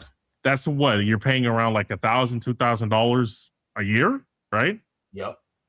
And now you pay the subscription fee, like whatever, $14 a month, and then you get every single fight. And I thought that was a great idea. Like from a concept, from a consumer standpoint, I was like, this is great. I like the idea. But the more I studied what's going on, and the more I studied Paramount as a company and who owns Paramount and what they're doing and who's behind all this shit, then I'm like, okay, then you were like Dana White was in cahoots with these clowns from the very beginning. Like all you motherfuckers know what you're doing. Like the UFC is now, in my mind, the MAGA Israel cult sport. It is now the MAGA Israel cult sport, meaning that that's who owns it. Israel and MAGA control this, right? Yep. So I no longer I don't like the audience anymore. I hated the fans to begin with. We all hated them. We saw how dumb they were. Now this all makes sense, right? Like the fans are some of the dumbest people I think I've ever seen in my life. And on top of that, it's like it's literally controlled by the most depraved, disgusting, like retarded on all fronts type of people. So I want nothing to do with it. Even though I love the product, right? I'm talking about the fighters fighting and the rules and all that. You love MMA. Yeah, I love the MMA. I love that product. Like the people running it, I have no respect for Dana White whatsoever on any I have zero respect for him. I have basically zero respect for Joe Rogan. I have zero respect for Daniel Cormier now. And like all the people that own it disgust me and are tied with the state, the war crime, ethno state, terrorist death cult of a country known as Israel. I want nothing to do with it. And that's not even the worst part, but the biggest part is they're fucking hypocrites. You are all fucking gay ass hypocrites. And shout out to my boy Donnie. Donnie even said it, and I don't agree with the time period, but he said UFC won't be around next 3 to 4 years. And you know what? I don't think UFC is gonna last that long. I'm gonna keep it real with you. No, and by the way, I urge fighters to go to boxing. Yep. Or go to a different Bellator. Yeah, I don't think Bellator exists, but some other promotion. Oh, K1's a big promotion in Asia, or whatever. Like I think Rampage Jackson fought in K1 in the beginning of his career. But go to either. Listen, honestly, I'm gonna stop wasting your talent on MMA. I'm gonna just be honest and go to boxing. Here's why: most of you niggas who are in MMA and make it big want to do boxing because you know you're gonna get a bigger bag, right? Yep. That's most of you, like literally. So why waste your time doing MMA in the first place? Just practice boxing and become a better boxer and just do that and chase the boxing bag from the start and just leave MMA in general. Why? One, the UFC is the biggest MMA promotion, unfortunately. And two, they pay their fighters like shit. We saw what these niggas make. The top people in the sport make peanuts. All right? Peanuts. Like you probably have some like C-level boxers that like 80 to 90% of the population never heard of that makes more money than the top people in the UFC. Yep. So it's unacceptable from that perspective. Like if you're talent and you want to be in combat sports, just fuck it up. Just stop it. Go to boxing. If you really love MMA that much, just go overseas. Like you're going to get underpaid by Dana White. You're going to get underpaid by these clowns. They don't care about you. They only care about themselves. It's apparent. Then you have to perform a bunch of weirdo. You have to perform a bunch of weirdos and act like and if you're anti-Semitic, you can't be around them. No, you think about it like this, all right? It's funny because like you have this asshole clown, Trump, who shows up to like a lot of events, UFC events, and like you have to deal with that. Then you have to deal with the crowd who sucks his nuts off. Like everything about it is just bad. Like the whole scene is bad. It's a MAGA Israel organization. Like that's one of the worst things you could deal with. Like I wouldn't want to be part of that organization whatsoever. Pick a different sport. If you're that talented, pick a different sport. Agreed. GG's for the UFC CEO. You know what I'm saying? Or hell, CEO. You know what? We should start our own UFC event. Alex Pereira. Oh yeah, come to us. You know what I'm saying? Because we won't support that shit. You have to perform a bunch of pedophiles. And I'm gonna keep real with you. I don't blame the fighters for going to fight at this White House card because this is probably going to be the biggest payday they'll ever get. And a lot of these guys have families, they have bills. So I don't even blame them. They're just employees. I don't ever blame employees. I blame the bigwigs. I blame the owners. Simple. Fuck TKO. Fuck Dana. Fuck Trump. Fuck this White House card. Fuck the UFC. All right. All you UFC fans, you're big patriots for guys, right? But this event's really not even for the USA. This is for fucking Israel, to be honest with you. Yeah, this event is literally for Donald Trump. It's for him it's a gift for his birthday, for his ego. I mean, he's already a malignant narcissist, so the fact that you need to stroke his ego some more is just beyond insane. But it's just like I love MMA as a sport. I said it, and it's unfortunate, but you know what? It's too much at this point. It's too much. Yeah, it's beyond crazy. You know, it's crazy. Victor's finna be there after he gets released from jail. No, he's not. Who's Victor? Well, yeah, who's Victor? I thought you were talking about Cam from now. My bad. Oh, Cain Velasquez? Well, he might put Velasquez. No, he won't be. If he does, I'll lose a lot of respect. I'll probably lose more respect for him than fucking DC, to be honest with you. Oh, no. If first of all, he's not. I think he's retired and he's old. That's one. Yeah. And two, if that ever happened, like that would be the most ironic, low brain IQ shit I've ever seen in my life. And by the way, I wouldn't really care at the end of the day because I'm not supporting it, right? Yeah, I'm done with it. I'm not supporting Paramount as a company either. I'm not like you can avoid this shit. Like, do I think about it like this? Because a lot of you people have zero impulse control. Like, if this was like some kind of like bread manufacturer or something where it's kind of like, fuck, like I can't eat bread for the rest of my life if I don't support this company. I'm like, okay, maybe that makes sense. You want to eat bread. I get it. Like Yeah. it's a necessity, whatever. Like, okay, but like, do I need MMA to watch? No, I don't. Like, I don't need, like, I can replace it with a billion other things. I don't need MMA. Yeah, my Saturday nights I can fucking sleep and play video games. Fuck it. And CEO, I'm gonna keep it real with you. Can we just keep it real? We're both men. We're both humans. It was hard for me to turn off that fucking Charles versus Max fight. It was. Yeah. It was hard. Those are two legends. And I mean, I don't know if you watched the fight or not, but I guess it was a horrible fight. So, Yeah. But I love wrestling, but it was hard for me. But watching the discuss of the Freedom card and seeing all that star power, seeing those two main events, and I'm thinking to myself, this was like a week before the war. This is a week after the bombing. And I'm like, this guy didn't pull out. That is a fucking disgrace. And I can't support it. I can't. No, yeah, and exactly. And when we pulled up the ownership last stream, now we know why. Well, now we know why. Because the biggest bosses are basically directly tied to Israel. Like the biggest bosses are basically Israel. Like, this is owned by Israel. This is an Israel sport. And people might say, well, they all are. They all are. But just don't throw it in our faces. Not to that degree. Not to that degree. Like, not to that degree. No, like, yeah, it's a big slap in the face. Like, okay, let me gift wrap a whole event to one political figure after we've done a generation of bitching about politics and sports. And after we done after we did all this, and after we gift wrapped this event to one of the worst, if not the worst president in US history, we gift wrapped him this event, and we're gonna rub it in your faces, and we're gonna act like nothing exists. No. Yeah, the whole Epstein scandal, we don't give a fuck about that. Oh, the Iran shit, yeah, we don't give a fuck about that. Like, too bad. You can't be anti-Semitic. You can't. It's like, and you know what? We're not only that, we're gonna tell a whole ethnicity of fighters to go fuck off because Donald Trump doesn't like you. And on top of that, if we deem you anti-Semitic, whether it's true or not, we're gonna ban you because we don't want to hurt Donnie's feelings. And by the way, there probably are some Russian fighters that want to get paid from this. Nope. No. You can't get it.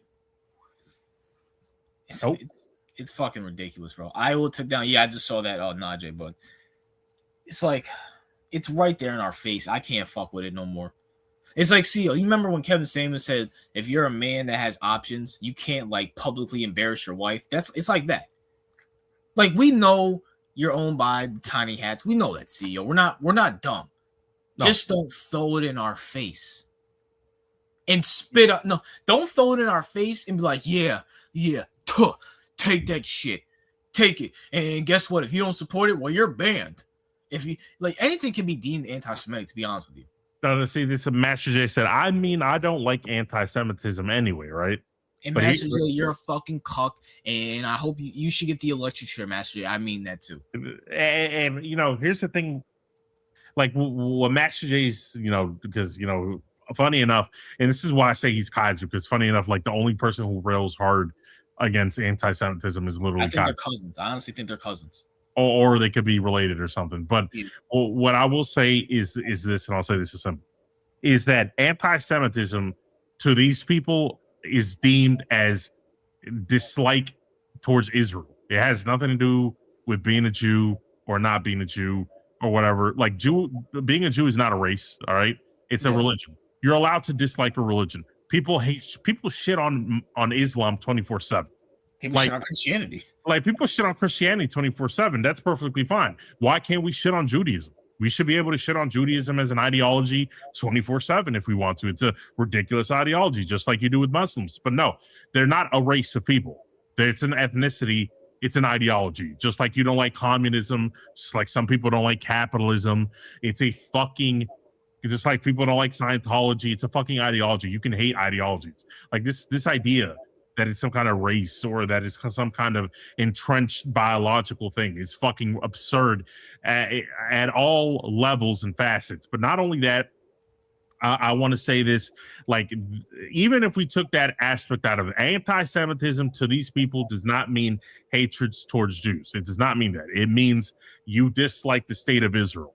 So even if you're not a legitimate anti-Semite, you have no problem with with Jewish people in general, but you dislike the supremacist ethno state of Israel, you are deemed an anti-Semite. So, Master J, stop being a retard. Do some fucking research once in your fucking life and understand what we're talking about. Well, yeah, that's a fact. Like this, if CEO saw a Jew on the street, right, in his neighborhood, he doesn't fucking hate him. It's like he had. Let's be real. He has no power. We're talking about the big wigs. Yeah, we're talking about Israel.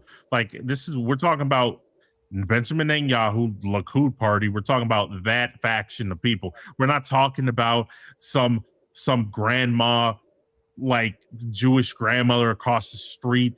Like no one's talking about those people. But again, you want to pretend like we are, so you can try to dismiss the legitimate criticism. By the way, so yeah. So and by the way, we're allowed to hate ideologies.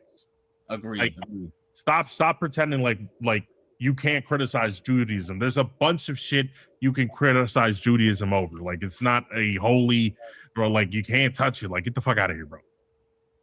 Yeah, we got hate in this country. Well, I dislike you, Master J. So, well, okay, we got hate in this country, and who's perpetuating that hate, Master J? Think about that.